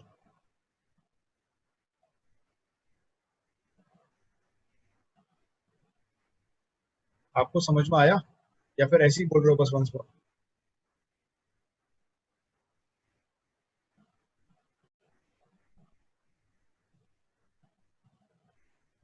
चलो आगे बढ़ते हैं। हाँ, अब इसके अलावा जो आपकी होती है कि ये ऑप्शन होता है सेट इनपुट, ठीक है। तो सेट करंट इनपुट यूनिट, आप इस पर क्लिक करोगे, ये वाला ऑप्शन है, तो आपके पास ये खुल के आता है जो पहले भी खुल के आया था जब आप एक प्रोजेक्ट पे काम करना शुरू कर रहे थे स्टार्टिंग। वहां पे आप अगर बीच में इसको चेंज करना चाहें, आप यहाँ से चेंज भी कर सकते हैं। इतना आपने मीटर और किलोमीटर बना दिया, वो उतना रह जाएगा, बाकी उसके आगे अगर आप चेंज करना चाहो तो यहाँ से चेंज करके भी काम कर सकते हैं। लेकिन वो एडवाइजेबल नहीं है, पूरा प्रोजेक्ट जो होता है वो एक ही यूनिट्स में रहे, वो ज्यादा बढ़िया रहता है, ठीक है। उसके बाद आपके पास यहाँ पे एक ऑप्शन आता है, ये वाला आपके काम का नहीं है ज्यादा, इंसर्ट टेक्स्ट, ठीक है। एक ऑप्शन आता है इंसर्ट टेक्स्ट, आप वो या तो यहाँ से सेलेक्ट कर सकते हो इंसर्ट टेक्स्ट। टेक्स्ट मतलब समझते हैं आप लोग, अगर मतलब ABCD में मतलब या वर्ड्स लिखने हैं, कुछ वर्ड्स अगर लिखना चाहता हूँ मैं, तो मेरे पास इंसर्ट टेक्स्ट का ऑप्शन है। या तो आप यहाँ से सेलेक्ट कर लो, या फिर आपके पास यहाँ पे ऑप्शन आता है वो इंसर्ट टेक्स्ट का। तो आप क्या करोगे, इस पर क्लिक करोगे। तो आप इस पर क्लिक करते हो, उसके बाद आप देखोगे आपका कर्सर जाएगा बदल, ठीक है। आपका कर्सर गया बदल। अब आप चाहते हो जिस चीज का मतलब जिस चीज के साथ आप वो टेक्स्ट को चिपकाना चाहते हो उसके आसपास क्लिक करें कहीं पे, जैसे मैं चाहता हूँ इस बीम का नाम देना, मैंने यहाँ पे क्लिक किया। मैं जैसे ही क्लिक करूंगा मेरे पास ये डायलॉग बॉक्स खुद के आ जाएगा। फिर आप क्या करोगे, यहाँ पे नाम दो, जैसे मैं इसका नाम देना चाहता हूँ बीम 1, ठीक है। ये तो हो गया इसका नाम, ये इस पे आएगा लिखा हुआ। लेकिन अगर आप इसका स्टाइल चेंज करना चाहते हो, कैसा दिखेगा फॉन्ट स्टाइल, डार्कनेस, तो आप यहाँ फॉन्ट पे क्लिक करो। यहाँ पे आप अगर इसका चेंज करना चाहते हो तो आप अपनी मर्जी से चेंज कर सकते हो। फॉर एग्जाम्पल मैं यहाँ पे बर्नार्ड एमटी देना चाहता हूँ, और इस तरीके से मैं कंडेंस्ड मतलब कि थोड़ा सा बोल्ड, और वो भी ऑब्लिक होता है ना इटालियन, वैसा वैसा करना चाह रहा हूँ। अब इसके बाद क्या होगा, मैं साइज दे सकता हूँ, तो मैं जैसे साइज देना चाह रहा हूँ, ठीक है। उसके बाद कलर भी सिलेक्ट कर सकते हो आप, कौन से कलर का आपको टेक्स्ट है, ठीक है। तो ये करा मैंने, उसके बाद ओके पे क्लिक करा, तो आपका यहाँ पे लिखा हुआ आ गया। कोई दिक्कत इसमें? क्या इसमें किसी को भी कोई भी कैसी भी दिक्कत, प्लीज बताइए, बताइए। रविंद्र जी, आपको वो चीज समझ में आ गई थी? बताइए, अगर सही में नहीं आई तो मैं आपको बताने को तैयार हूँ दोबारा, ठीक है।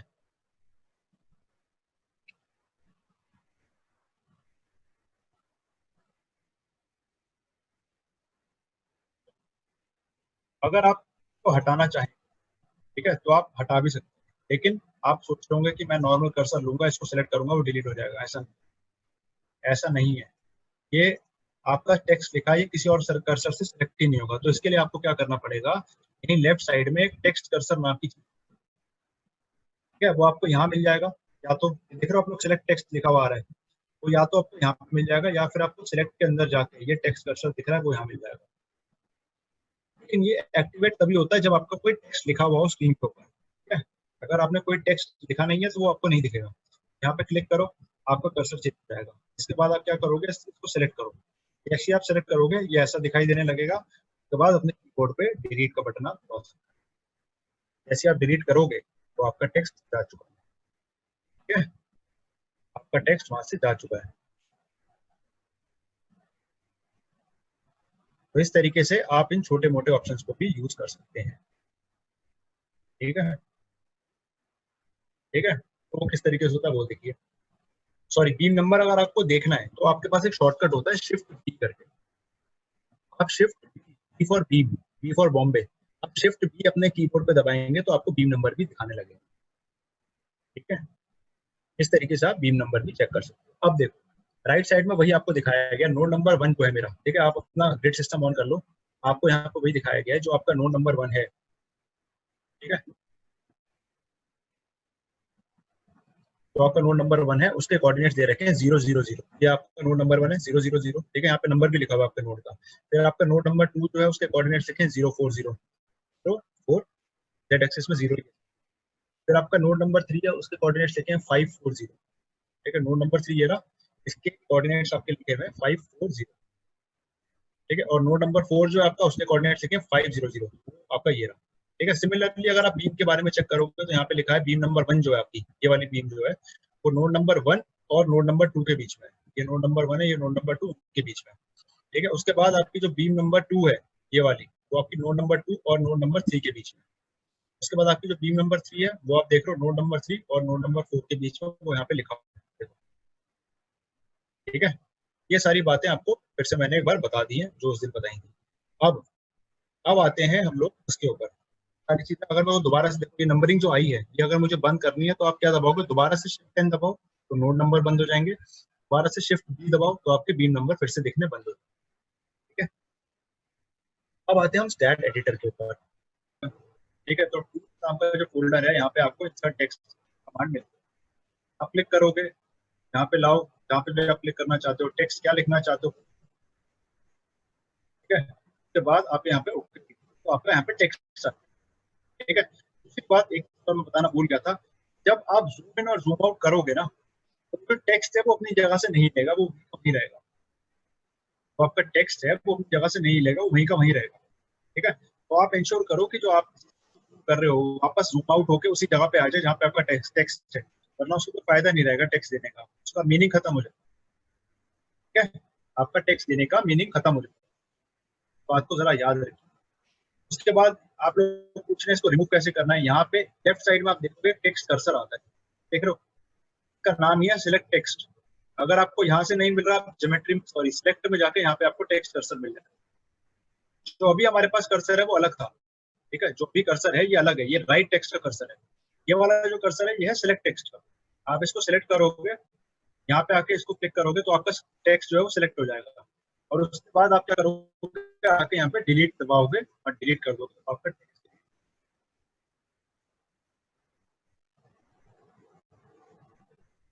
ठीक है,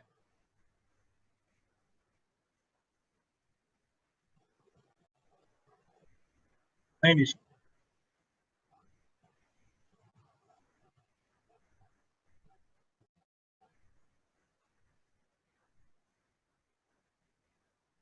अंकित, वो टेक्स्ट के साथ आप ज्यादा यहाँ पे खिलवाड़ नहीं कर सकते। आपका टेक्स्ट जैसा आ रहा है ना आइसोमेट्रिक व्यू में वैसा ही रहेगा।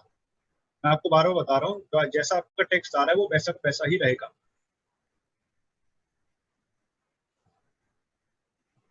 ठीक है, ये आ गया।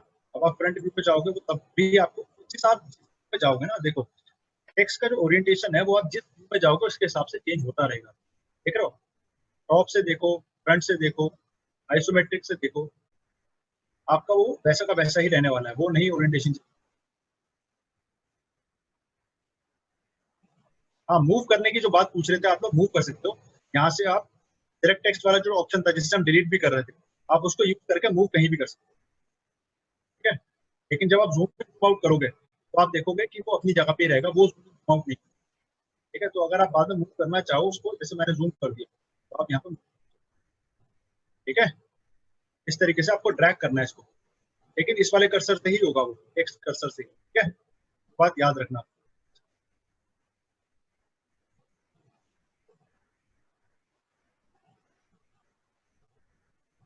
कई बार क्या होता है, जैसे भी मैंने डिलीट कर दिया तो उसके बावजूद दिख रहा था, कई बार ऐसा होता है स्टैट में।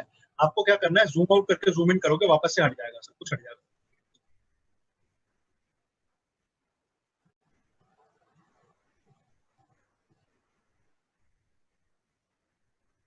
भैया सौरभ जी,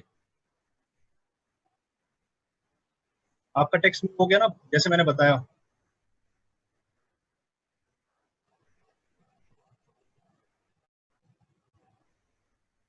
अंकित, टेक्स्ट ओरिएंटेशन चेंज हो गया? शिवम, आपका सिलेक्ट का ऑप्शन नहीं आ रहा है। अच्छा, ये वाला सिलेक्ट की बात कर रहे हो आप? ये इस वाले सिलेक्ट की बात कर रहे हो क्या, या फिर सिलेक्ट टेक्स्ट की बात कर रहे हो आप? यहाँ पे था, बताइए शिवम जी।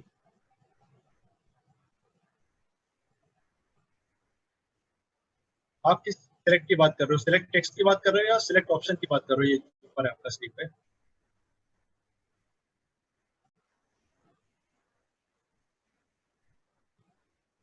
हो गया ना? और किसी को कोई डाउट इसमें जो मैंने अभी तक बताया? आपको कोई डाउट हो पूछ सकते हैं,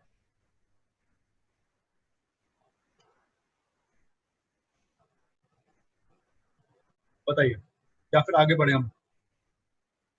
क्या हम आगे बढ़ सकते हैं? जूम आउट, अभिनंदन, आपका जो माउस का मिडिल माउस बटन है उसको ऐसे ऊपर की तरफ करोगे अगर, तो मतलब नीचे की तरफ करोगे जूम आउट हो जाएगा, ऊपर की तरफ घुमाओगे तो वो जूम इन हो जाएगा। ठीक है। हाँ, अगर आप डिलीट करते हो, मैं तब बोल रहा हूँ अभिनंदन, जब कई बार होता है ना आप कुछ चीज डिलीट करोगे वो आपको तब भी शो करेगी। वो होता है, कई बार बग है कोई तरीके से, तो आप उसको क्या करो, जूम आउट करके जूम इन करो, या फिर एक बार जूम करोगे वो हट जाएगा। ठीक है, चलिए आगे बढ़ते हैं। अब जो मैं आपको बताने जा रहा हूँ वो है सिलेक्ट ऑप्शन। ठीक है, ये सिलेक्ट टूल बताने जा रहा हूँ मैं, और ये आपके काफी काम आएगा, आगे तक बहुत ज्यादा काम आएगा। ठीक है।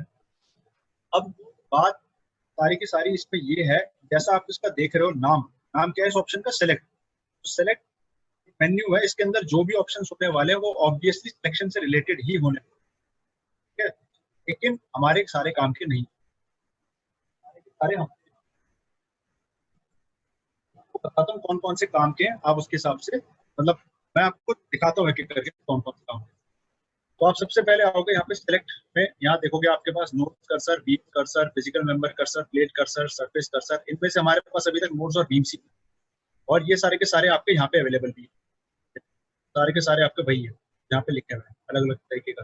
टेक्स्ट कर्सर भी है, देखो यहाँ पे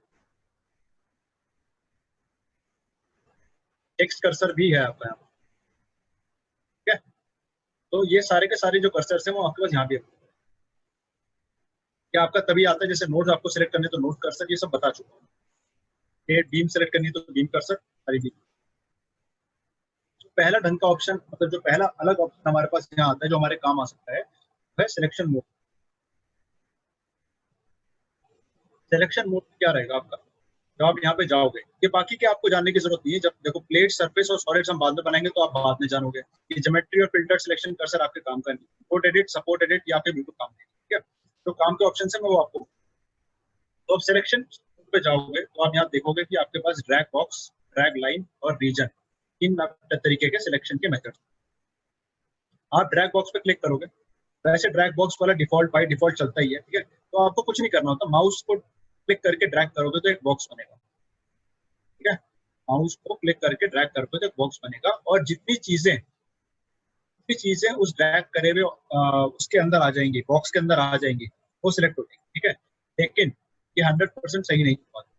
ये देखो मैं इतना ड्रैग करूंगा, सिलेक्ट नहीं होगा, ड्रैग करके कम से कम उसका आधा हिस्सा कवर होना चाहिए, तभी वो सिलेक्ट होगा। ठीक है, अब देखना इन दोनों में, ये बीम और ये कॉलम, जब मैं ड्रैग करके सिलेक्ट करूंगा, दोनों का आधे से आधा आधा हिस्सा मैंने बॉक्स के अंदर ले लिया था, वो दोनों सिलेक्ट हो गए। ठीक है, तो एक तो होता है ऑप्शन ये होता है। उसके बाद आप आओगे, आपके पास ड्रैग लाइन। ड्रैग लाइन में क्या है, आपको क्लिक करके ड्रैग करना है, एक लाइन बनेगी, जो वो लाइन जिस कट करती हुई जाएगी वो select हो जाएगी। ठीक है, सब सेलेक्ट हो जाएगा। आगे समझ, इसको कहीं से भी काटो, आप कोई फर्क नहीं पड़ता। उसके बाद आपके पास आता है रीजन। रीजन में क्या है, आप क्लिक करते जाओगे एक एक जगह, यहाँ पे क्लिक करा, यहाँ पे क्लिक किया, यहाँ पे आखिरी पॉइंट पे आके डबल क्लिक करना है। ठीक है, जैसे आप डबल क्लिक करोगे जो जो चीजें उस रीजन के अंदर में थी वो सब कुछ सेलेक्ट हो जाए। ठीक है, फिर से देखो, यहाँ क्लिक किया, यहाँ क्लिक किया, इधर किया, इधर किया, और यहाँ पे डबल। तो आप देखोगे क्योंकि ये मैंने पूरा का पूरा नहीं लिया था, ये रीजन के अंदर नहीं आया मेरे, तो वो सिलेक्ट ही नहीं हुआ। सिर्फ ये वाला रीजन के अंदर आया था अच्छे से, तो ये वाला सिलेक्ट हुआ, ठीक है। लेकिन मैं जनरली यहाँ पे कौन सा यूज करता हूँ, ड्रैग बॉक्स वाला, ये वाला सबसे अच्छा कन्वीनियंट मेथड है। उसके बाद आप अगला ऑप्शन देखोगे, वो है आपका बीम्स पैरेलल टू, ठीक है, आपका बीम्स पैरेलल टू। अब देखो, जैसा कि आप लोग यहाँ पे देख पा रहे हो, ठीक है, पैरेलल टू में आपके पास तीन ऑप्शन है, एक्स, वाई और जेड, ठीक है। तो अगर मैं यहाँ पे beams parallel to X select करूंगा, तो आप लोग मुझे बताओ कि इनमें से क्या सेलेक्ट होगा, बताओ।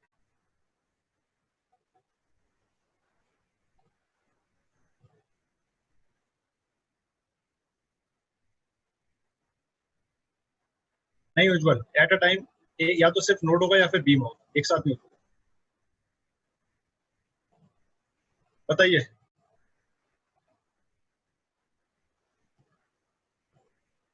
इन दोनों को हम कॉलम्स बोल रहे हैं, इसको बीम बोल रहे हैं, ठीक है। तो जब मैं select beams parallel to X select करूंगा, तो क्या सेलेक्ट होगा, बीम, बिल्कुल, ठीक है। वो इसलिए क्योंकि ये जो बीम देख रहे हो आप, इसकी एक्स एक्सिस के ओरिएंटेशन पैरेलल है, ठीक है, ओरिएंटेशन है वो एक्स एक्सिस के पैरेलल है, आप लोग देख सकते हैं, ठीक है। ये बात आ गई समझ। इसके बाद आपके पास अगला ऑप्शन आता है बीम्स पैरेलल टू वाई। तो वाई के जब मैं वाई सेलेक्ट करूंगा तो क्या सेलेक्ट होगा, बताओ। मैं वाई सेलेक्ट करूंगा तो क्या आएगा,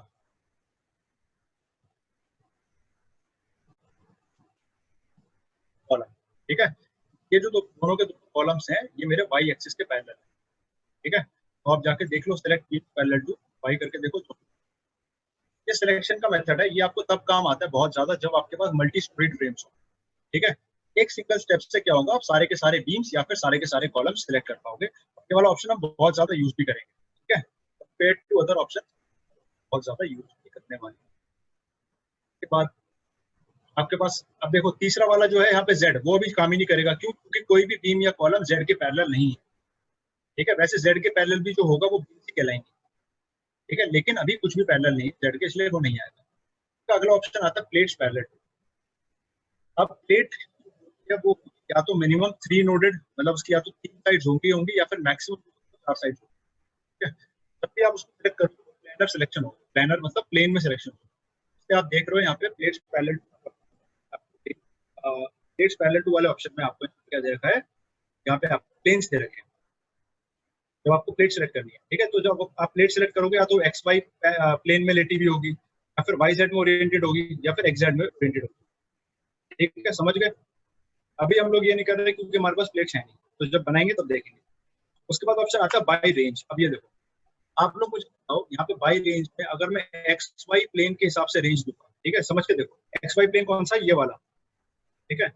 अगर मैं एक्स वाई प्लेन के हिसाब से रेंज दूंगा, रेंज समझ लो ना, मतलब कितने मीटर तक का सिलेक्शन करना है, तो इस इसकी वैल्यू मुझे एंटर करनी पड़ेगी, एक्स की, वाई की या जेड की, बताओ,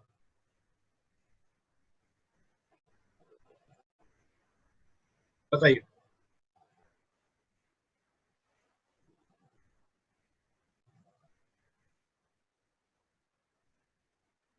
पक्का, उज्जवल। एक्स वाई तो प्लेन ही है, मैं आपसे पूछ रहा हूँ कि किस टर्म्स में हमें वैल्यू को एंटर करना पड़ेगा। अब देखो ध्यान से, सबका गलत आंसर, हम लोग एंटर करेंगे जेड के टर्म्स में, ठीक है, क्यों, जब एक्स वाई प्लेन में होगी कोई चीज, ये देखो, ठीक है, फिर एक्स वाई प्लेन है, ये जेड प्लेन है, या अब ये एक्स वाई प्लेन में जब कोई होगी और मैं उसको सेलेक्ट करूंगा, तो वो ऐसे रेंज नहीं आएगी उसकी, प्लेन तो ऐसे है ना, वो प्लेन की चीजें जो पैरेलल है वो तो इसके ऐसे हैं, तो मैं हमेशा जेड में वैल्यू एंटर करूँ, ठीक है। सेलेक्ट में जाओ, वाई रेंज पे जाओ और एक्स वाई क्लिक करो, तो आप देखो यहाँ पे जेड की वैल्यू मांगेगा, ठीक है। अब देखो, अब रेंज कैसे देनी होती है, जीरो मतलब कि ओरिजिन, ओरिजिन वाली जो पूरा पूरा प्लेन है, जीरो जीरो पे, वो है ओरिजिन, ठीक है। वहां से लेके अब मैं रेंज मान लो 5 मीटर तक देखना चाह रहा हूँ, क्या क्या चीजें आती है, ओके करा तो सब सेलेक्ट हो, जेड की वैल्यू जहाँ पे जीरो है वहीं पे ये फ्रेम बना हुआ है पूरा, समझे बात को, जहाँ पे जेड की वैल्यू जीरो है वहीं पे पूरा पूरा फ्रेम बना हुआ है। अब देखो, अगर मैं वापस जाऊँ यहाँ पे वाई रेंज में जाऊँ और वापस आके यहाँ पे जेड की वैल्यू मैक्सिमम, 1 से 2 मीटर तक, पर ये इंक्लूडेड होते हैं, ऐसा नहीं है इनके बीच का देखेगा, 1 मीटर पे भी देखेगा, 1 से लेके 2 मीटर के बीच में हर जगह देखेगा, और 2 मीटर पे भी देखेगा। उसके बाद आके आप ओके पे क्लिक करोगे, ये कुछ भी नहीं दिख रहा। क्यों? कुछ भी सिलेक्ट नहीं हुआ। क्यों? क्योंकि ये जो पूरा का पूरा प्लेन बना हुआ है ना, टोटल फ्रेम जो बना हुआ है, ये कहाँ बना हुआ है? जहाँ पे जेड की वैल्यू, इसलिए ये कुछ भी सिलेक्ट नहीं हुआ। अब देखो, अब वापस आओ, वाई रेंज में आओ, वाई जेड में। वाई जेड में किसकी वैल्यू डालनी पड़ेगी बताओ मुझे? अगर वाई जेड प्लेन की बात हो रही है तो किसकी वैल्यू डालनी पड़ेगी? एक्स। ठीक है सुमन, अब देखना इस ऑप्शन में, देखो अभी आगे आपको आ जाएगा। ठीक है, हमें एक्स की वैल्यू डालनी पड़ेगी, तो आप यहाँ पे आओगे वाई रेंज पे, वाई जेड की वैल्यू। ठीक है, तो यहाँ पे आपको एक्स की मांगे। अब देखो वाई जेड प्लेन मेरा कैसे लाइक कर रहा है, वाई जेड ऐसा प्लेन है इस तरीके से। ठीक है, तो वाई जेड प्लेन है वो इस तरीके से है, तो इसके पैरेलल जो फ्रेम होंगे वो कहाँ पे होंगे? वो एक्स एक्सिस के ऊपर होंगे इस तरीके से। ठीक है, तो मुझे एक्स की वैल्यू डालनी पड़ेगी। अब देखो, अब मेरी बात ध्यान से सुनो। अगर मैं एक्स की वैल्यू 0 रखता हूँ, इसका मतलब मैं कहाँ पे हूँ? इस जगह पर। ठीक है, और एक्स की मैक्सिमम वैल्यू अगर मैं रखता हूँ 2 मीटर, ठीक है, तो मैं कर दूंगा यहाँ पे, या फिर इसकी लेंथ कितनी मेरी? इसकी लेंथ है मेरी 6 मीटर। ठीक है, अब मैं क्या करता हूँ, सिलेक्ट पे जाता हूँ, वाई रेंज पे जाता हूँ, और वाई जेड पे जाता हूँ। एक्स की वैल्यू 0 से लेके 5 मीटर तक मैं करता हूँ। ठीक है, 0 से 5, यहाँ से लेके करीबन करीबन यहाँ कहीं तक। उसके बाद मैंने ओके किया, तो आप देखोगे सिर्फ और सिर्फ ये वाला ही सिलेक्ट हुआ। ऐसा क्यों? कि ये तो चलो 0 से 5 के बीच में आ गया, लेकिन जो ये वाला ये है मेरा, ये वाली जो बीम जा रही है, ये 5 मीटर को भी एक्सीड कर रही है। मतलब शुरू तो 0 पर ही है, लेकिन इसकी जो रेंज है वो 5 के बाहर भी है, इसलिए उसने ये वाला सिलेक्ट ही नहीं किया। आई बात समझ में? अब देखो मैं क्या करूंगा, अब मैं वापस जाऊंगा यहाँ पे सिलेक्ट, वाई रेंज में जाऊंगा, वाई जेड में, इस बार मैं 0 से लेके ओके करा मैंने, तो ये देखो सब कुछ सिलेक्ट हो गया, क्योंकि 0 तो यहाँ पे था। उसके बाद ये सारा का सारा जो बना हुआ है, ये 6 तक खत्म हो जा रहा है, ये आखिरी पॉइंट ही 6 है उसका। ठीक है, आ गई ये बात सबको समझ में? एक चीज बताओ मुझे, क्या ये बात सबके समझ में आई रेंज वाली? अभी हम वाई रेंज भी देखेंगे, बताओ।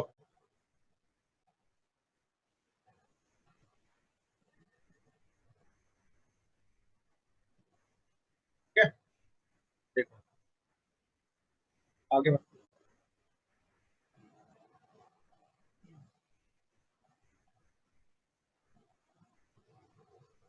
यहाँ पे जाएंगे सेलेक्ट में, बाई रेंज पे जाएंगे, बाई रेंज के बाद अब हम आएंगे एक्जेड।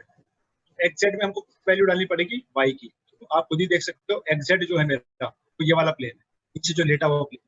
अब मुझे अगर वैल्यूज डालनी है, रेंज चेक करनी है, तो इसके पैरेलल ऊपर या नीचे ही जाएगा, है ना? तो वो वाई एक्सिस पे मुझे वाई की वैल्यू डालनी पड़ेगी। यहाँ पे आओगे आप एक्जेड में, यहाँ पे देखो मिनिमम आपका 0, मतलब ओरिजिन पॉइंट, और मैक्सिमम हाइट कितनी है इसकी? 5 मीटर है मेरे ख्याल से। ठीक है, तो 0 से अगर मैं 4 लूंगा और ओके करूंगा, कुछ भी सिलेक्ट नहीं होगा। क्यों? क्योंकि सारी की सारी जो चीजें यहाँ से ऊपर ही उठ रही है। ठीक है, तो कोई भी उस 0 से लेके 5 की रेंज में आ नहीं रहा, सब सॉरी 0 से लेके 4 की रेंज में कोई भी नहीं आ रहा, सब 0 से 5 की रेंज में आ रहे हैं। ठीक है, देखो 5 मीटर है। ठीक है, सबकी सब जो चीजें आ रही है यहाँ पे 0 से 5 की रेंज में आ रही है, तो मैं क्या करूंगा, सिलेक्ट में गया, वाई रेंज में गया, एक्जेड में गया, 0 से लेके मैंने क्या कर दिया 5, ओके करो, तो सब कुछ सिलेक्ट हो गया। अब देखो अगर मैं इसी को कर दूं 1 से लेके 5 मीटर, ठीक है, इसको कर दूंगा मैं 1 से लेके 5 मीटर और ओके करा,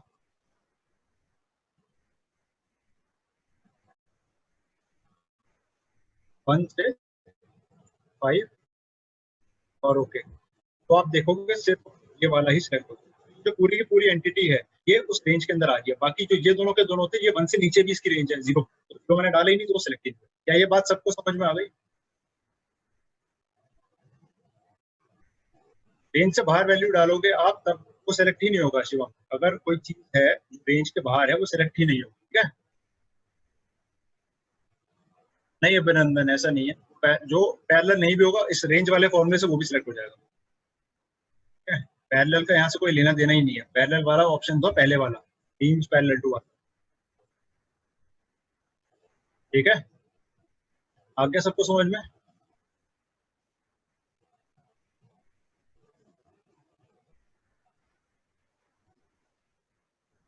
तरीके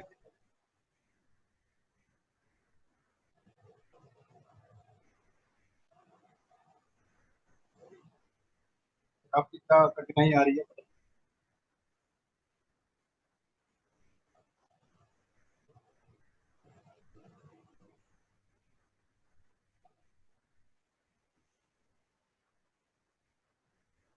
हाँ, है, बिल्कुल है। 5 के बीच में 1 है। 1 से क्या? अच्छा, मैंने आज आपने बाद में ये नहीं देखा कि मैंने 0 को हटा के 5 कर दी थी रेंज। हाँ, मैंने 0 से 5 पहले डाली थी, उसके बाद मैंने 1 से 5 कर दी थी, इसलिए वो 0 वाली चीजें जो थी, मतलब कि ये दोनों बीम्स, कॉलम्स जो है, ये दोनों सेलेक्ट ही नहीं हुए। ठीक है, आपने ध्यान नहीं दिया वहां पे।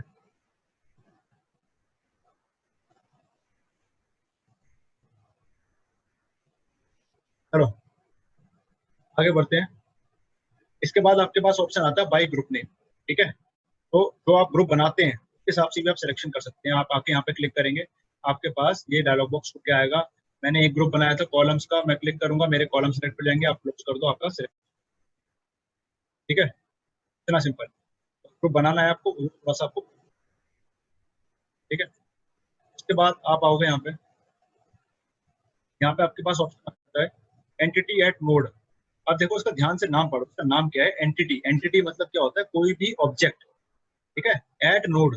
एट नोड मतलब जिस नोड का नंबर ये मुझसे मांगेंगे, जब मैं वो नोड नंबर डालूंगा तो उस नोड से क्या क्या चीजें कनेक्टेड है ये मुझे दिखाएगा। ठीक है, तो यहाँ पे आपके पास अभी दो ही ऑप्शन आ रहे हैं, बीम्स और ज्योमेट्री। ज्योमेट्री का मतलब कुछ नहीं होता है, ज्योमेट्री मतलब हर चीज कनेक्टेड को दिखाने लगता है। ठीक है, मैं बीम्स वाला दिखाता हूँ। अब मैं जैसे बीम पे गया, तो मुझसे बोल रहा है आप नोड नंबर डालिए।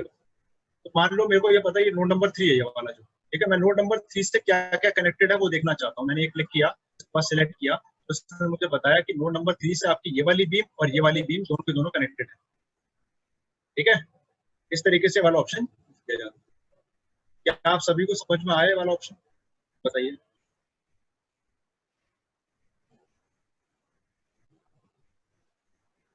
क्या सभी को ये वाली बात समझ में आई?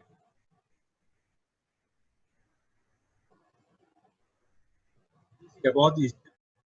बस आपको नाम देखो, जो भी ऑप्शन देख रहे हो ना, आपको सिर्फ और सिर्फ उसका नाम देखना है और उसको समझना है पहले नाम से कि भाई ये बोलना क्या चाह रहा है। अगर आप नाम समझ गए, उसके बाद आप अंदर करना है क्या वो भी समझ जाओगे, आधे से आधा काम वहीं खत्म हो जाता है। ठीक है, और अब आपको रेंज वाला ऑप्शन अभी भी समझ में नहीं आया क्या? देखो मैं बताता हूँ। देखो क्या हो रहा है, देखना है। ठीक है, ये मेरी एक्स, ये वाई है, ये एक्स है और ये जेड है। ठीक है, अब मान लो मेरा यहाँ पे इस जगह पे एक बॉक्स रखा। ठीक है, इस जगह पे बॉक्स है, मेरा 1 यूनिट है, मेरा 2 यूनिट है, ये मेरा 3 यूनिट है और ये मेरा। ठीक है, उसके बाद आगे चलते रहेगा और यहाँ पे है 0। ठीक है, तो मुझसे पूछा कि आपको ये बॉक्स सेलेक्ट करना है बाई रेंज। मैं क्या करूंगा, बाई रेंज में सबसे पहले कि एक्स में, एक्स एक्सिस में मुझे वैल्यू चाहिए उसकी, तो मैं कौन से प्लेन पे कर रहा हूँ काम? मैं कर रहा हूँ वाई जेड पे। ठीक है, ये तो बात हो गई खत्म। आपको बस ऐसे याद रखना है, जहाँ पे वाई जेड लिखा हुआ है उसका मतलब आपको एक्स की वैल्यू पूछेगा वो। जहाँ पे एक्स जेड लिखा वहाँ पे वाई की वैल्यू पूछेगा, और जहाँ पे एक्स वाई लिखा वहाँ पे जेड की वैल्यू पूछेगा। बात को याद कर लो, बहुत सिंपल। अब जब आप ये सेलेक्ट करोगे ऑप्शन, तो आपसे एक्स की दो वैल्यूज पूछता है, एक पूछता है मिनिमम। ठीक है, और एक पूछता है आपसे मैक्सिमम। मिनिमम का वैल्यू क्या मतलब, क्या होता है मिनिमम का वैल्यू? मिनिमम का मतलब होता है कि अगर आप इस रेंज की बात कर रहे हो, यहाँ 0 से लेके 5 तक की, ठीक है, तो मिनिमम मतलब वो सबसे कम वहां पे वैल्यू है। ठीक है, तो अगर मैं मान लो 0 सेलेक्ट करता हूँ, अगर मैं 0 सेलेक्ट कर रहा हूँ, तो 0 का मतलब क्या हो गया कि जो सिलेक्शन स्टार्ट हो रहा है वो इस जगह से हो रहा है, इस जगह से। और अगर मान लो मैंने मैक्सिमम की वैल्यू डाल दी 1, तो यहाँ आके मेरा सिलेक्शन खत्म हो गया। तो इसके बीच में जो भी चीजें थी वो तो सिलेक्ट हो जाएंगी, लेकिन इसके बाद जो थी वो एक भी सिलेक्ट। ठीक है, अब मेरा बॉक्स कहाँ पड़ा था? मेरा बॉक्स पड़ा था 2 पे, 2 से लेके 3 के बीच में। ठीक है, मेरा जो ऑब्जेक्ट पड़ा था वो 2 से लेके 3 के बीच में पड़ा था। मैंने क्या किया, मैंने इसको तो 0 ही रहने दिया, मैंने यहाँ पे लाके मैक्स की जगह कर दिया 3। मेरा सिलेक्शन था वो यहाँ से लेके यहाँ तक का इसका हो गया। तो अब क्या होगा, मेरा बॉक्स सिलेक्ट। ठीक है, मेरा बॉक्स हो गया सिलेक्ट। अब देखो एक चीज और, अगर मैं इसको यहाँ ना करके, मान लो ये वाली जो वैल्यू है, या ये छोड़ो, अगर मान लो मेरा बॉक्स थोड़ा सा बड़ा था। ठीक है, मेरा बॉक्स था इतना बड़ा, इतना बड़ा बॉक्स है, 2 से लेकर 4 मीटर, मतलब 2 मीटर लंबाई है मेरे बॉक्स को। अगर मैंने इसकी वैल्यू मिनिमम 0 से लेके, या छोड़ो मिनिमम मिनिमम छोड़ो, तो मेरे को बॉक्स यहाँ से चाहिए ना, मैंने 1 से लेके मैक्सिमम कर दिया 3 तक, ठीक है, मिनिमम 1 मैक्सिमम 3। इसका मतलब पता है क्या हुआ, मेरे बॉक्स में क्या क्या सिलेक्ट होगा, मेरे बॉक्स में यहाँ से लेके यहाँ तक का सिलेक्शन हो जाएगा। इतना जो बचा हुआ है ये बच ही जाएगा, ये सिलेक्ट ही नहीं होगा, सिर्फ इतना पोर्शन सिलेक्ट होगा। तो ये होता है रेंज का मतलब। अब बताइए सौरभ जी, क्या मैं आपका डाउट क्लियर कर पाया? बताइए सौरभ, कौन सौरभ, क्या मैं आपका डाउट क्लियर कर पाया? क्या आपको मेरी बात समझ में आई? आप क्लियर है? आप समझ गए आप रेंज का कॉन्सेप्ट? चलिए आगे बढ़ते हैं। अब मैं आपको क्या बताने वाला था, सेलेक्ट ऑप्शन है। बाई रेंज के बाद आपके पास बाई ग्रुप, ग्रुप नेम सबको समझ में आ गया ना? ग्रुप नेम तो बहुत सिंपल है, आपको क्लिक करना है, ग्रुप खोले, जो ग्रुप बना चुके हो वो आपको यहाँ पे लिस्ट दिखाने लग जाएगा, ठीक है। अभी सिर्फ एक ही ग्रुप बना हुआ है, आप जितने ग्रुप्स बनाना चाहो उतने बना लो, यहाँ पे क्लिक करो, ग्रुप करो, आपका सिलेक्ट हो, ठीक है। बात करते हैं उसके बाद, देखो क्या होता है। यहाँ पे आपके पास आता है एंटिटी एट नोड, ये भी बता चुका हूँ मैं आपको, ठीक है। एंटिटी एट नोड, अगर आप बीम पे क्लिक कर रहे हो तो आपसे पूछे कौन से नोड पे चेक करना है, मुझे नोड नंबर 4 से क्या कनेक्टेड है वो देखना है। सिलेक्ट किया, नोड नंबर 4 से ये वाली बीम सिलेक्टेड है, वो सिलेक्ट हो, बात करते हैं, ठीक है। अगला ऑप्शन देखते हैं, एंटिटी कनेक्ट्स बीम, ठीक है। अब ये दो ध्यान से, इसमें क्या ऑप्शन आ रहे हैं आपके पास, बीम, प्लेट, सॉलिड, ज्योमेट्री, ठीक है।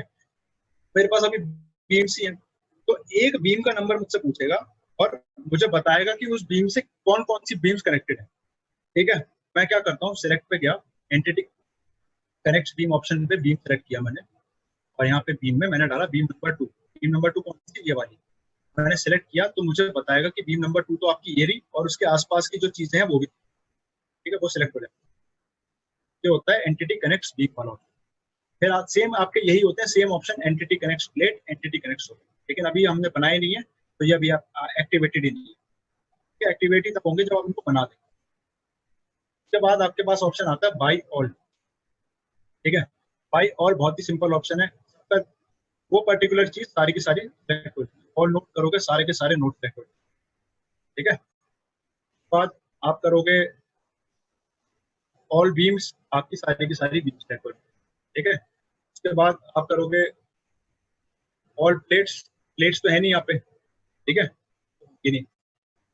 इसको करने का दूसरा तरीका क्या होता है, आप देखो आपके पास अभी कर्सर कौन सा है, आपके पास बीम कर्सर एक्टिवेटेड है, ठीक है। तो बीम कर्सर में आप क्या करोगे, बीम कर्सर लेने के बाद कंट्रोल ए दबाओ अपनी, तो सारी की सारी बीम वैसी सेलेक्ट होगी। आप यही करोगे अगर नोड कर्सर लेने के बाद, नोड कर्सर उठा लो, ठीक है, उसके बाद कंट्रोल ए दबाओ, तो आपके सारे के सारे नोड सेलेक्ट। ये दो तरीके होते हैं इनको करने के, ठीक है। आगे देखिए, इसके बाद आपके पास ऑप्शन आता है बाई ऑल, ये वाला हो गया, ठीक है। इसके बाद आता है बाई इनवर्स। अब देखो मैंने आपसे कहा हर बार कि नाम पढ़ो, आपको ऑल से क्या समझ में आता है, ऑल का मतलब होता है सब कुछ। सेम इनवर्स का मतलब क्या होता है, इनवर्स का मतलब होता है उल्टा, ठीक है। इनवर्स का मतलब होता है उल्टा, जो आपने सेलेक्ट किया हुआ है उसका उल्टा सेलेक्ट हो जाएगा और वो वाला अनसेलेक्ट हो जाएगा। तो आप देख लो करके, ये वाले नोड्स आपने सेलेक्ट करे हुए हैं, ठीक है, ये बचे हुए हैं, तो आप यहाँ सेलेक्ट में जाओगे, बाई इनवर्स में जाओगे और बाई इनवर्स नोड सिलेक्शन कर दो, वो वाले तो अनसेलेक्ट हो गए और अगले वाले दो सिलेक्ट हो गए, ठीक है। या आपने एक किया हुआ है, सिलेक्ट में गए, बाई इनवर्स नोड सिलेक्शन किया, ये अनसेलेक्ट हो गया, बाकी तीन सेलेक्ट हो गए। सेम चीज आपकी बीम के साथ होगी, ठीक है। अगर आप यहाँ से कर्सर ले लो, एक बीम सिलेक्ट कर ली, सिलेक्ट में गए, बाई इनवर्स बीम सिलेक्शन करो, वॉल ही हट जाएगी, बाकी दोनों सिलेक्ट हो, ठीक है। उसके बाद आपके पास अगला ऑप्शन आता है बाई लिस्ट। बाई लिस्ट में जैसा नाम बता रहा है, आपको लिस्ट टाइप नंबर टाइप करने पड़ेंगे। बाई नोट लिस्ट में नोट्स पे जाओ, आपके पास यहाँ पे 4 नोट्स हैं, 1 2 3 4, हमको पता है। आप क्या करो, इसको सिलेक्ट करो और कंट्रोल दबाओ और इसको सिलेक्ट करो, ठीक है। मल्टीपल सिलेक्शन करने के लिए कंट्रोल दबाना पड़ता है, मेरे ख्याल से ये बात आप लोगों को पता होगी। कंट्रोल दबा के 1 और 4 सिलेक्ट किया और उसके बाद आप देख रहे हो यहाँ पे 1 और 4 मेरे सिलेक्ट हो चुके, ठीक है। अगर आप ऐसा नहीं करना चाहते तो आप क्या कर सकते हो, बाई लिस्ट में जाओ, बाई जैसे बीम्स पे आ जाओ, ठीक है, नोट्स एक ही बात है। अब सेम ऑप्शन उसमें भी था, ठीक है। आप यहाँ या तो यहाँ से क्लिक कर लो या फिर सिलेक्ट यूजिंग टाइप लिस्ट, ठीक है। तो आप यहाँ पे टाइप भी कर सकते हैं, जैसे बीम नंबर 2 पे सिलेक्ट करनी है और स्पेस देके बीम नंबर 3, और यहाँ पे आने के बाद इस पे क्लिक करो, सिलेक्ट लिस्टेड एंटिटी, तो आपकी सिलेक्ट होगी। ठीक है, आपकी वो सिलेक्ट होगी। उसके बाद आपके पास ऑप्शन आता है बाय स्पेसिफिकेशन। अभी स्पेसिफिकेशन वाला ऑप्शन अभी स्पेसिफिकेशन अभी तक नहीं है, अभी हमारी क्लास में हुआ ही नहीं है। ठीक है, लेकिन कुछ नहीं है ज्यादा, आप सारे के सारे टाइप्स लिखे हैं। अगर आपके आपने सबको बनाया, आप सारे सबको सिलेक्ट करना चाहते हो, इस पर क्लिक, प्रॉपर्टी के हिसाब से करना चाहते हो इस पर क्लिक कर दो। अगर आप ट्रस्ट सेलेक्ट करना चाहते हो, सारे ट्रस्ट यहाँ से सेलेक्ट करें। ठीक है, उसके बाद ऑप्शन आता है आपके पास, वो आता है बाय मिसिंग एट्रीब्यूट। ठीक से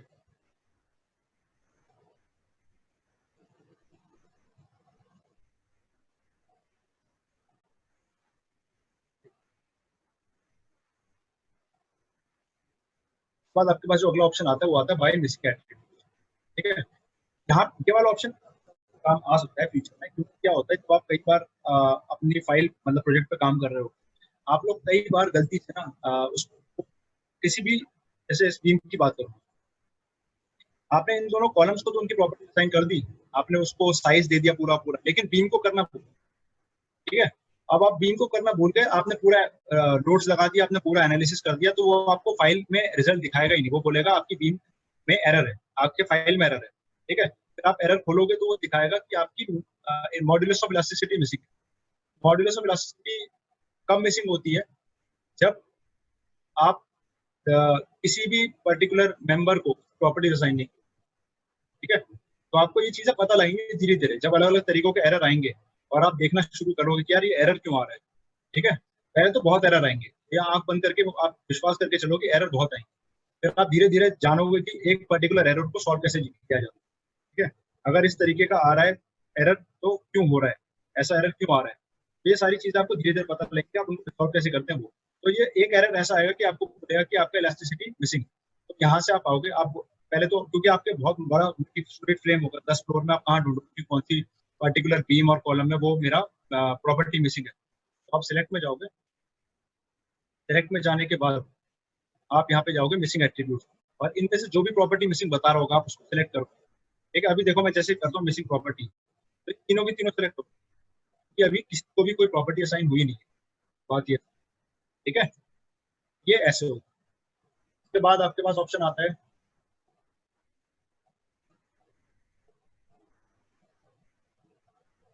मिसिंग एट्रीब्यूट। ठीक है, उसके बाद आपके पास ऑप्शन आता है हाईलाइट एंटिटीज। आप इस पर क्लिक करोगे, आप बस क्लिक कर दो और अपने आप ही सारी जो एंटिटीज है वो आपको दिखाता रहेगा हाईलाइट करके, तो वो ज्यादा यूज नहीं है, बस ऐसे देखने के लिए होता है। ठीक है, तो आप मुझे ये बताइए जो मैंने आपको कुछ बताए वो सारे के सारे समझ में आए कि नहीं?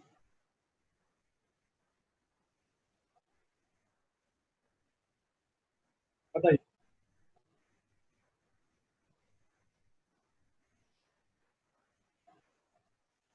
आए ना?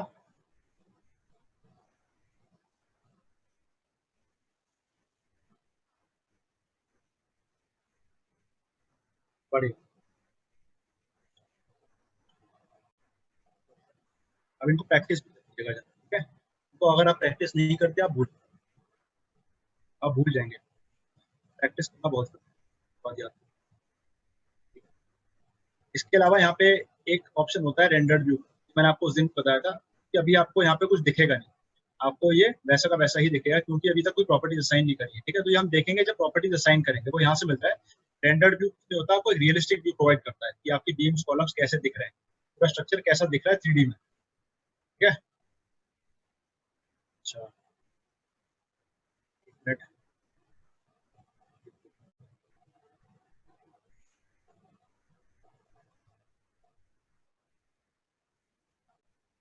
अच्छा देखिए, एक एक चीज और देखिए, अगर आप किसी पर्टिकुलर, जैसे मान लीजिए आपने बहुत ही मल्टी स्टोरेज फ्रेम बनाया बहुत बड़ा, ठीक है, 10-15 फ्लोर का बनाया, उसके बाद आपको पता लगा कि मेरी किसी पर्टिकुलर बीम में कुछ प्रॉब्लम आ रही है, या फिर किसी पर्टिकुलर कॉर्नर में कुछ, और आप अब उसके ऊपर काम करना चाहते हैं, लेकिन इतनी सारी बीम्स और कॉलम्स आसपास हैं कि आप उसको सिलेक्ट ही नहीं कर पा रहे। ठीक है, और या फिर सेलेक्ट कर भी लिया तो काम नहीं कर पा रहे उसको, तो आप क्या कर सकते हो?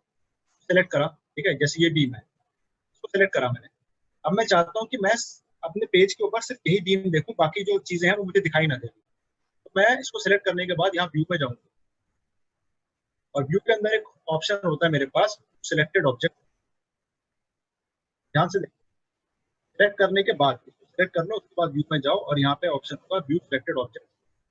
तो आप इसको क्लिक करो तो देखोगे कि बाकी जो कॉलम थे वो हट गए यहाँ से, वो आपको दिखाई ही नहीं दे रहे। ठीक है, उसके बाद आप अगर चाहो तो व्यू चेंज करके भी काम कर सकते हो,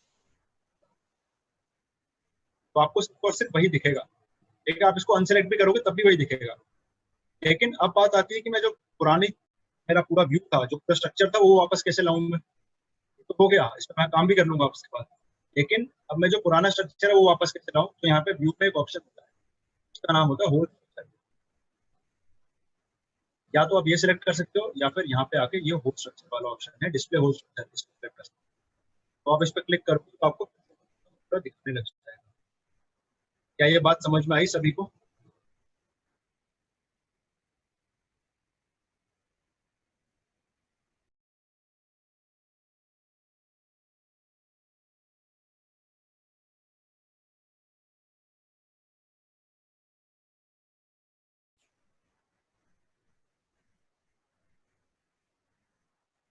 हाँ जी रोहित जी, कंट्रोल जेड अगर आप दबाओगे तो क्या होगा कि जो आपने बनाया होगा ना आखिरी, वो डिलीट भी हो सकता है। ठीक है, वो डिलीट भी हो सकता है अगर आपका आखिरी स्टेप होता तो। कंट्रोल वाई करोगे तो वापस भी आ सकता है, उससे रीडू हो जाता है। ठीक है, तो वो भी मैं बता देता हूँ आपको। यहाँ पे एक ऑप्शन होता है एडिट के अंदर, अंडू रीडू। ठीक है, अंडू रीडू करके ऑप्शन होता है। फॉर एग्जाम्पल मैंने सिलेक्ट किया और मैंने इसको डिलीट कर दिया। ठीक है, तो डिलीट हो गया, अब मुझे अंडू करना है, मैं कंट्रोल जेड करूंगा तो आप देख रहे हो धीरे धीरे करके वो सब वापस आ जाएगा। अगर मैं कंट्रोल वाई करूंगा तो फिर से वो चला जाएगा, फिर कंट्रोल जेड करूंगा तो वापस आ जाएगा। अंडू, कंट्रोल जेड कीबोर्ड पे एक साथ प्रेस करना है, कंट्रोल वाई कीबोर्ड पे एक साथ प्रेस करना है। ठीक है, और सुनिए। अच्छा मुझे एक चीज बताओ, मैंने आप लोगों के साथ क्या उस दिन या फिर अभी आज की क्लास में लोकल और ग्लोबल कोऑर्डिनेट सिस्टम डिस्कस किया कि नहीं किया अभी तक? लोकल कोऑर्डिनेट सिस्टम और ग्लोबल कोऑर्डिनेट सिस्टम डिस्कस कर चुके हैं कि नहीं करा?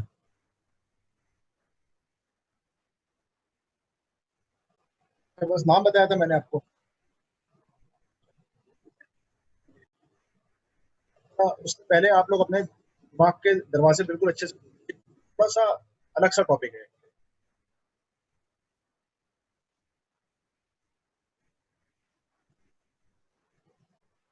आइए,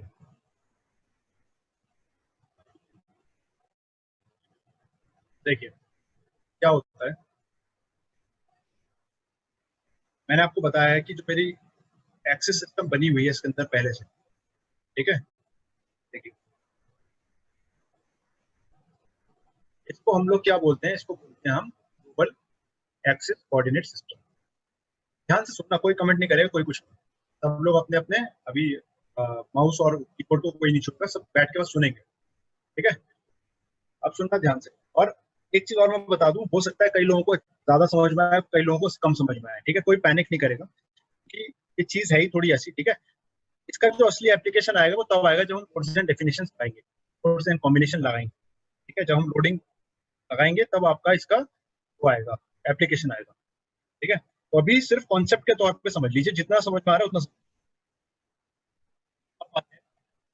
मैंने आपसे बोला था कि एक्स वाई जेड जो आपको दिखता है ये आपका पूरे के पूरे वो पूरा प्रोजेक्ट चल रहा है। ठीक है, रिस्पेक्टिव ऑफ कि आपका ये ओरिएंटेशन हो रखा है, बीम्स का, कॉलम्स का, वॉल्स का, इस तरीके से रिस्पेक्टिव ऑफ दैट ये जो नीचे आपको एक्सिस कोऑर्डिनेट सिस्टम दिख रहा है ये आपका अ, होता है ग्लोबल कोऑर्डिनेट सिस्टम। ठीक है, इसका मतलब क्या होता है वो जानना है। इसका मतलब ये होता है कि अगर मान लीजिए मेरा एक यहाँ पे फ्रेम रखा हुआ है,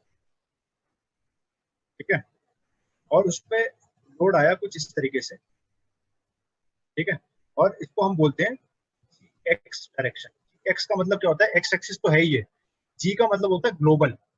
ठीक है, ग्लोबल मतलब ये वाली ग्लोब। अगर आप इधर से इस पे अगर यहाँ से लोड लगाएंगे ऐसे, ठीक है, इस तरफ को लोड लगाएंगे तो क्या रहेगा, वो एक्स डायरेक्शन में तो लोड लग रहा है, और क्योंकि इस एक्सिस के अकॉर्डिंगली लग रहा है तो वो ग्लोबल एक्सिस का लोड। ठीक है, तो ये हो गया जी एक्स। लेकिन अगर आप मुझसे पूछें कि अगर मैं लोकल पे लोड लगा रहा होता, लोकल एक्स एक्सिस पे लोड लगा रहा होता इस कॉलम के, ठीक है, इस कॉलम के, तो क्या वो भी ऐसे ही लगता? नहीं, वो लगता आपका ऐसा, और ये आपका होता है LX, इसको हम बोलते हैं लोकल एक्स। अगर इस वाले कॉलम की बात करें तो वो जो उसका जो एक्स होता है वो ऐसा होता है, LX। ठीक है, इस बीम की बात करें तो इसका LX तो ऐसा ही होता है। ठीक है, अब बात आती है कि हम ये समझेंगे कैसे कि हाँ इसका LX और GX है क्या। ठीक है, इसका LX और GX हम लोग पता लगाते हैं अपने कीबोर्ड के ऊपर शिफ्ट आई दबा के। ये तो आपका आ गया ग्लोबल कोऑर्डिनेट सिस्टम, जो कि एग्जैक्टली सेम है, ऐसा जैसा ये दिख रहा है वैसा ही ये। लेकिन ये जो कलर्स इन्होंने बना के दी थी ना, ये मेरे बहुत ज्यादा काम आ। इससे क्या होगा, अब जब मैं शिफ्ट ओ दबाऊंगा अपनी स्क्रीन के ऊपर, सॉरी कीबोर्ड के ऊपर, जब मैं शिफ्ट ओ दबाऊंगा, ठीक है, शिफ्ट आई दबाया था, आई फॉर इंडिया, शिफ्ट मतलब ऑरेंज, तो शिफ्ट ओ मैंने जब दबाया, आप लोग यहाँ पे देखेंगे कि आपको तीनों के तीनों जो आपके मेंबर्स हैं, ये दो कॉलम और ये बीम, इन पे कुछ एक्सिस सिस्टम बने हुए आ गए। और आप लोग आपको हैरानी इस बात की होगी जान के कि जो ये वाला था उससे सिर्फ ये वाला मैच करता है, बाकी दोनों के दोनों अलग है। ठीक है, यही मेरा लोकल कोऑर्डिनेट सिस्टम। अब देखो ध्यान से, आप देख रहे हो यहाँ पे ब्लू वाला जो है वो एक्स को रिप्रेजेंट करता है, तो इसकी जो एक्स एक्सिस है, लोकल एक्स एक्सिस इस वाले मेंबर की है, वो है ये वाली ऊपर की। ठीक है, इसकी जो वाई एक्सिस है वो आप एक्स एक्सिस से 90 डिग्री एंटी क्लॉकवाइज टर्न करके आओगे तो वाई एक्सिस होगी, और वाई से anti anti clockwise 90 degree turn करके आओगे तो कौन सी हो जाएगी, जेड एक्सिस।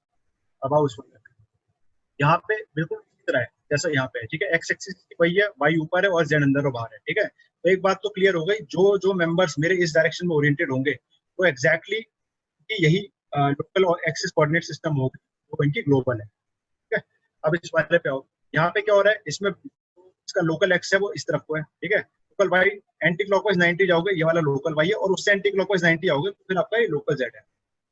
ठीक है, अब देखो एक चीज और, आप ये सोचोगे कि अब हम जानेंगे कैसे, अगर ये हमारे पास ये तीन कलर के बने हुए नहीं आए होते तो तुम्हें पता कैसे लगता। बहुत सिंपल है, आपको सिर्फ ये देखना है कि आपकी टीम है वो स्टार्ट कहाँ से हुई है और एंड कहाँ पे हुई है। अगर स्टार्ट देखो, यहाँ ग्रीन वाला पोर्शन ये है, एंड ब्लू वाला ये है। ठीक है, तो जो मेरा लॉन्गर डायरेक्शन होता है ना, जैसे ये एक्स एक्सिस दिख रहा है, लोकल एक्स एक्सिस दिख रहा है, तो लॉन्गर डायरेक्शन होता है towards the end of the beam, वो मेरा लोकल एक्स होता है। ठीक है, अगर लोकल एक्स नेगेटिव की बात करूं तो वो नीचे की तरफ हो जाएगा। ठीक है, इसके लिए ये वाला जो कॉलम है, इसके लिए अगर ऊपर की तरफ को ब्लू वाला एरो होगा तो वो लोकल एक्स नेगेटिव हो जाएगा। ठीक है, तो अभी ये क्या हो रहा है यहाँ पे लंबी वाली डायरेक्शन में, सेम देखो यहाँ पे भी लंबी डायरेक्शन इसकी ये वाली है, तो एक्स एक्सिस हमने यहाँ पे दिया है। सेम यहाँ पे भी है, लंबी डायरेक्शन इसकी यहाँ पे है तो एक्स एक्सिस, तो उसके हिसाब से बाकी के दोनों निकलते हैं। ठीक है, अब आप लोग पूछोगे इसका काम क्या है।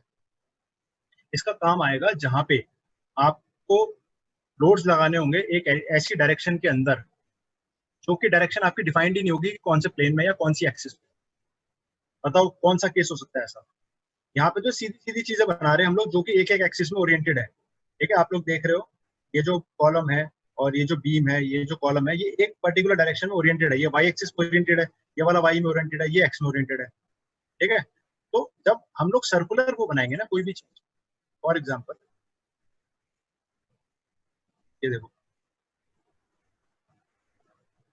अब आप लोग बोलोगे कैसे बताओ, तो ये वाला जो सर्फेस है वाई में ओरिएंटेड है, ये वाला जो सर्फेस है जेड में ओरिएंटेड है, लेकिन अब ये जो ये सर्फेस आएगा वो कहाँ ओरिएंटेड है ये बताओ। ये वाला जो सरफेस है ये जेड में ओरिएंटेड तो नहीं है, जेड में तो ये वाला होगा, है ना। तो जब जैसे जैसे टर्न होता जाएगा ओरिएंटेशन हमें समझ में नहीं आएगी, तो उसके लिए क्या करना पड़ेगा, ग्लोबल ना लगा के वहां पे लोकल को यूज करना पड़ेगा। हर एक मेंबर का खुद का लोकल एक्सिस होगा। ठीक है, वहां पे हम उसको करेंगे, और ये बात आप लोग सर्कुलर वाटर टैंक जब हम पढ़ेंगे, अगर वहां तक पहुंच पाए, ठीक है, तो सर्कुलर वाटर टैंक में अच्छे से समझ जाएंगे। ठीक है, अभी के लिए कितने लोग समझ गए, बहुत या फिर बहुत अच्छे से समझ गए, या फिर बिल्कुल ही समझ नहीं आया, एक बार मुझे बताइए प्लीज।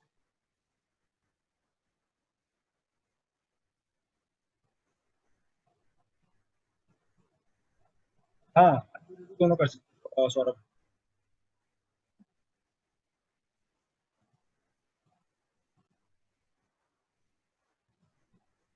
हाँ जी, नहीं आया कोई बात नहीं, आगे जाके आएगा।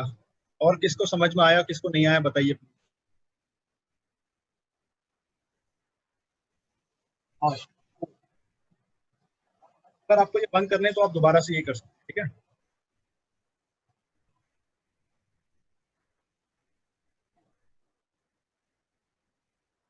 कोई बात नहीं, कोई बात नहीं। ये टॉपिक ही ऐसा था, नहीं मन, लोकल एक्सेस होता है, सबका अपना अपना होता है। ठीक है, बात याद है। अब बाकी का जो है बस आप ये थोड़ा सा समझ लो लोकल क्या होता है।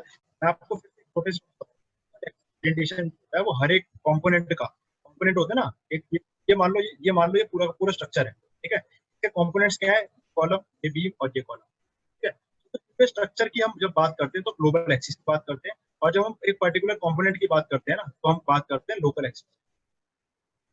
और ऐसा नहीं है कि आपको बहुत ज्यादा जगह यूज करना पड़ेगा वो आपको। ठीक है, वो बहुत ज्यादा जगह यूज नहीं करना पड़ेगा। हाँ, ग्लोबल मत,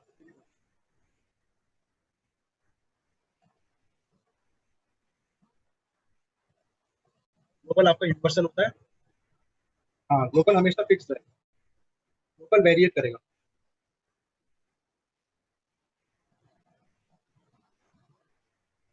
नहीं, ऐसा कुछ नहीं, एक्सिस का नोट से लेना देना कुछ। ग्लोबल एक्सिस ये दिख तो रही है आपको, ग्लोबल एक्सिस तो आप देख रहे हो ना, ये ग्लोबल एक्सिस स्ट्रक्चर की होती है। लोकल देख रहे हो आप लोग, ये होती है पर्टिकुलर कॉम्पोनेंट। ठीक है, शिफ्ट आई और शिफ्ट पे आते हैं। शिफ्ट आई वापस दबाओगे तो ग्लोबल बंद हो जाएगी, शिफ्ट ओ दबाओगे तो ग्लोबल बंद हो। आ गई ये बात सबको समझ में? ये बात सब समझ में आई? बताइए। ठीक है,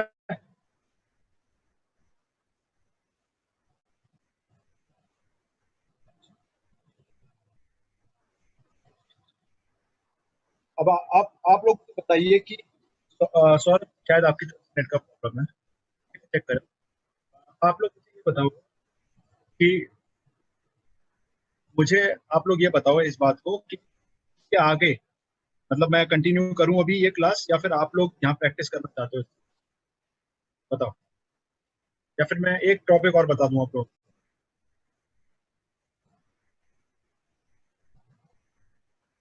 प्रैक्टिस करना चाहते हैं आप लोग? ठीक है, चलिए, कोई बात नहीं।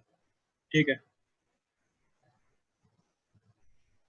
चलिए एक, मैं सिर्फ एक टॉपिक और बताता हूँ। ठीक है, एक टॉपिक और बताता हूँ मैं, उसके बाद आप लोग प्रैक्टिस करिए। सुमन सौरभ जी, व्हाट की मैंने बताया आपको, शिफ्ट की, शिफ्ट आई से क्या होगा, ग्लोबल एक्सिस दिखेगा। शिफ्ट से क्या होगा आपको, वो दिखेगा लोकल एक्सिस ओरिएंटेशन। ठीक है, शिफ्ट एन दबाएंगे तो उससे नोट्स नंबर दिखते हैं, शिफ्ट बी दबाएंगे तो उससे आपको बीम नंबर दिखते हैं। ठीक है,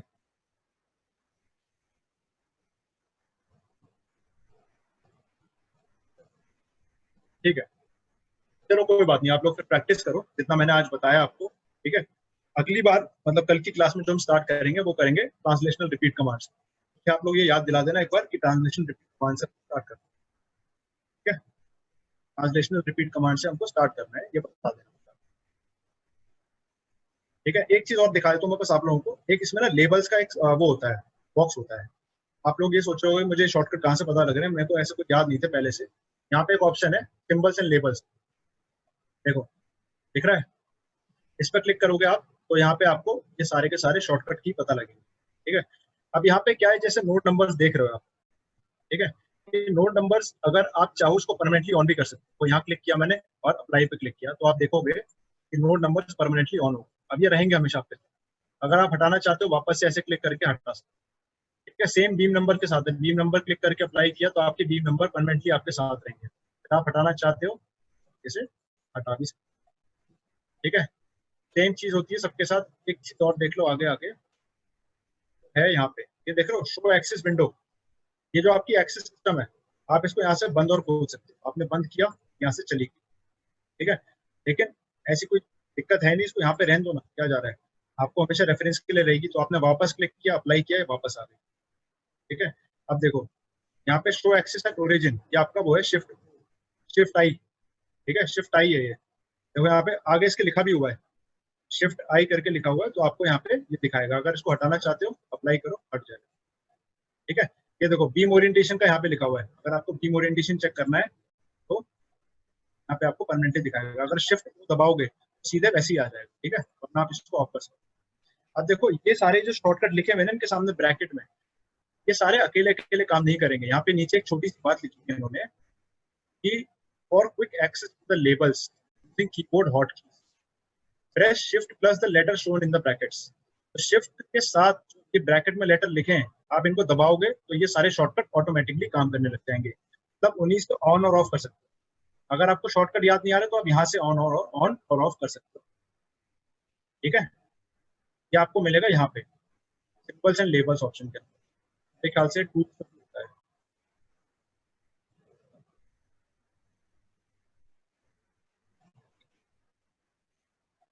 कोई नहीं, हाँ नहीं बात नहीं। यहाँ से मिल जाएगा आपको। ठीक है, सिंबल्स एंड लेबल्स ऑप्शन, कोई दिक्कत।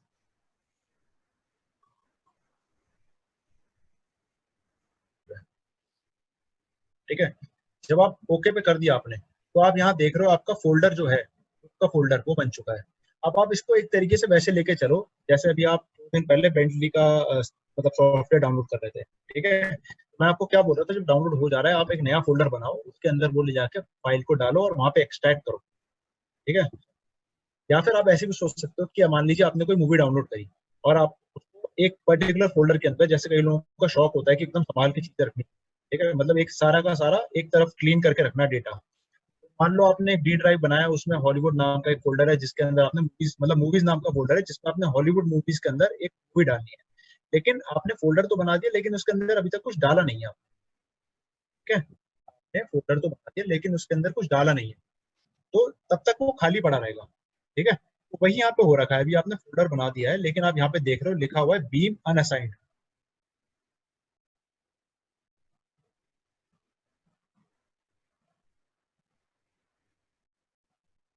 रुद्र नहीं हो पाएगा वो। अगर आपको नेमिंग भी करना है और इनविजिबल करना है वो नहीं हो पाएगा। एक बार आपने अगर टेक्स्ट डाल दिया उसका तो वो टेक्स्ट दिखता ही रहेगा। ठीक है, कृष्णम आपको मेरी स्क्रीन दिखाई दे रही है?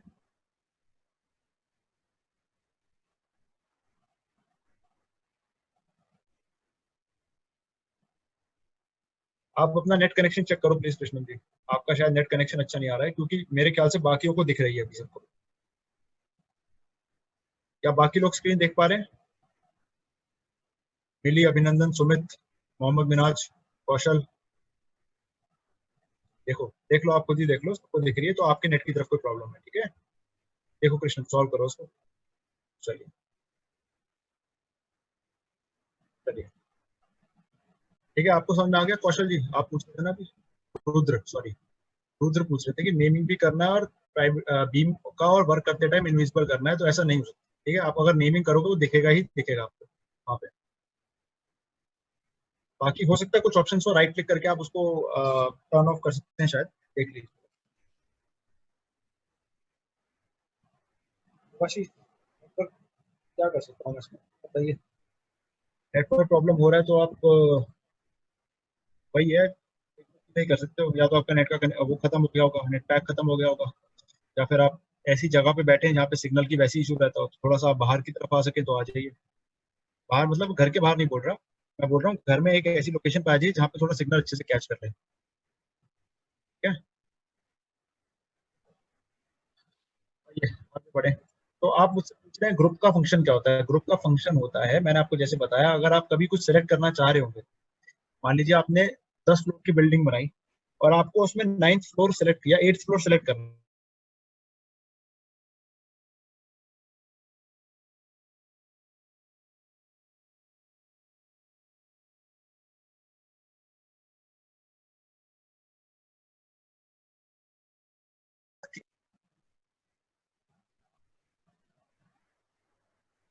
चलिए, तो अब क्या होगा, यहाँ पे देखिए, क्रिएट ग्रुप में आप देख रहे हो कॉलम्स हैं यहाँ पे। ठीक है, और मतलब ये मैंने जो फोल्डर बनाया था उसका नाम है। अभी ये वही वही चल रहा है प्रोसीजर। ठीक है, अभी लेकिन इसमें मैंने कुछ असाइन किया नहीं है। असाइन करना मतलब इसके अंदर मैंने कुछ डाला नहीं है ग्रुप के अंदर। तो उसके लिए अब मुझे क्या करना पड़ेगा, मैं चाहता हूँ ये जो कॉलम है ये और ये दोनों के दोनों कंट्रोल दबा के सिलेक्ट कर रहा हूँ मैं। ठीक है, कभी आपको मल्टीपल चीजें सिलेक्ट करनी हो तो कंट्रोल दबा के सिलेक्ट करेंगे तो दोनों के वो मल्टीपल चीजें सिलेक्ट हो जाती है बिना अनसेलेक्ट हो। ठीक है, आपने इन दोनों को सिलेक्ट किया। ये दोनों सिलेक्ट करने के बाद आपको ये वाला जो ऑप्शन दिख रहा है सेकंड वाला, एसोसिएट टू सिलेक्टेड ज्योमेट्री, ठीक है। एसोसिएट किसको कर रहा है, इस फोल्डर को, ये जो सिलेक्टेड ज्योमेट्री है इसके साथ एसोसिएट कर रहा है, मतलब इनका रिश्ता जोड़ रहा है, ठीक है, इनका रिश्ता जोड़ रहा है आपस में।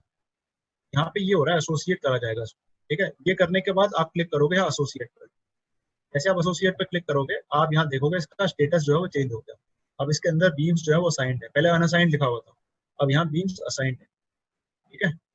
अब क्या होगा, जैसे मान लीजिए आपने यहाँ पे क्लिक किया, आपने ग्रुप बना लिया, ठीक है, आपने ग्रुप बना लिया, तो आप यहाँ पे जाओगे टूल्स में, क्रिएट ग्रुप पे जाओगे, और यहाँ पे आपको ये दिखाई देगा। अब आपको अगर ये सिलेक्ट करने हैं तो आप इस पर क्लिक करोगे और हाईलाइट पे क्लिक करोगे, तो आपको वो दोनों की दोनों चीजें सिलेक्ट करके आपको पता लग जाए किन चीजों का ग्रुप है, ठीक है। और सिर्फ ऐसा नहीं है कि बीम्स का ही बन सकता है, इन नोट्स जो है आपके, इन नोट का भी ग्रुप बन सकता है। देखो मैं क्या करूंगा, यहाँ से उठाऊंगा नोट्स कर्सर, ठीक है, यहाँ से मैं उठाऊंगा नोट्स कर्सर, और नोट्स कर्सर उठा के मैंने करा इन दोनों नोट्स को सिलेक्ट। वैसे भी सिलेक्ट करने की जरूरत नहीं है, बाद में भी कर सकते हो। आप क्या करोगे, यहाँ पे जाओगे क्रिएट न्यू ग्रुप, यहाँ पे जाने के बाद आपको एक, अब देखो इस बार क्या हुआ, इस बार वो पहले वाला फोल्डर नहीं आया, इस बार डायरेक्टली ये खुला क्योंकि एक ग्रुप बन चुका है, ठीक है। तो अब यहाँ क्या करोगे, आप क्रिएट पे क्लिक करोगे। अब जैसे ही आप क्रिएट पे क्लिक करोगे, ठीक है, आपको यहाँ पूछेगा ग्रुप नेम। अब आपको ग्रुप नेम देना है तो आप ऐसा नाम दो जो आपको याद रहे, तो मैंने दे दिया नोट्स।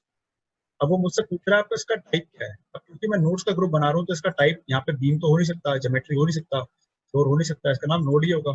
आप जाके यहाँ क्लिक करोगे, ओके। अब देखो यहाँ ऊपर वाले में क्या डिफरेंस है, यहाँ असाइंड लिखा है, यहाँ पे अनअसाइंड लिखा हुआ है, ठीक है।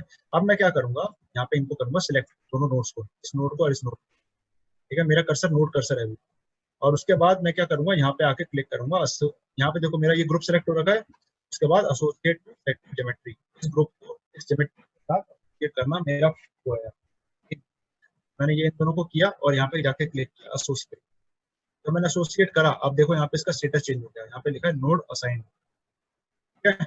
अब आप क्या करोगे, आप इसको हाईलाइट करना चाहते हो तो इसको क्लिक करो और यहाँ पे आके क्लिक करो हाईलाइट, तो आपके दोनों के दोनों नोट्स इस तरीके से असाइन, मतलब दिखाएगा कि ग्रुप बन चुका है, ठीक है। क्या आप लोगों को समझ में आ गया सबको कि ग्रुप कैसे बनता है और उसका काम क्या है?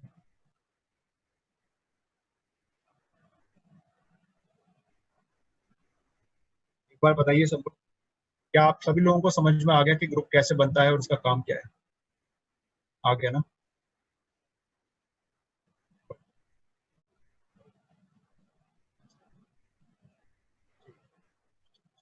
चलिए, अब अब हम क्या करेंगे, अभी आप देख रहे हैं मेरी स्क्रीन पे 11:30 का टाइम हो रहा है, ठीक है। हम लोग 10 मिनट का ब्रेक लेंगे, आप लोग पानी वानी पी के आ जाइए। 11:40 पे हम लोग यहाँ सब मिलेंगे, ठीक है। कोई मीटिंग लीव नहीं करेगा, मीटिंग में रहिए सबके सब, और हम यहाँ पे मिलेंगे 11:40 पे, ठीक है। हाँ नीतीश जी, नोट सेलेक्ट करेंगे, आप नोट कर्सर लो, जैसे यहाँ से नोट कर्सर मिलता है ना, ये सेलेक्ट करो और उसके बाद ड्रैग करके सेलेक्ट कर लो, वरना अगर ऐसे नहीं करना तो आप एक एक करके कर सकते हो। इसको क्लिक करो, कंट्रोल दबाओ, इसको करो और आप छोड़ दो, ठीक है। बोल कहाँ पे लिखा हुआ है ये टाइप ऑफ सिलेक्शन, एक बार बताओ मुझे,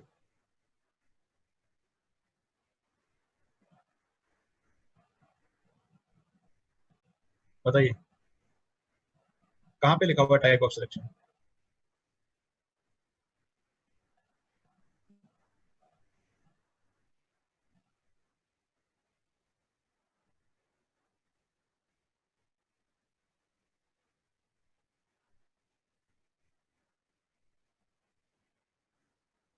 यहाँ पे तो यही लिखा हुआ टाइप ऑफ सिलेक्शन।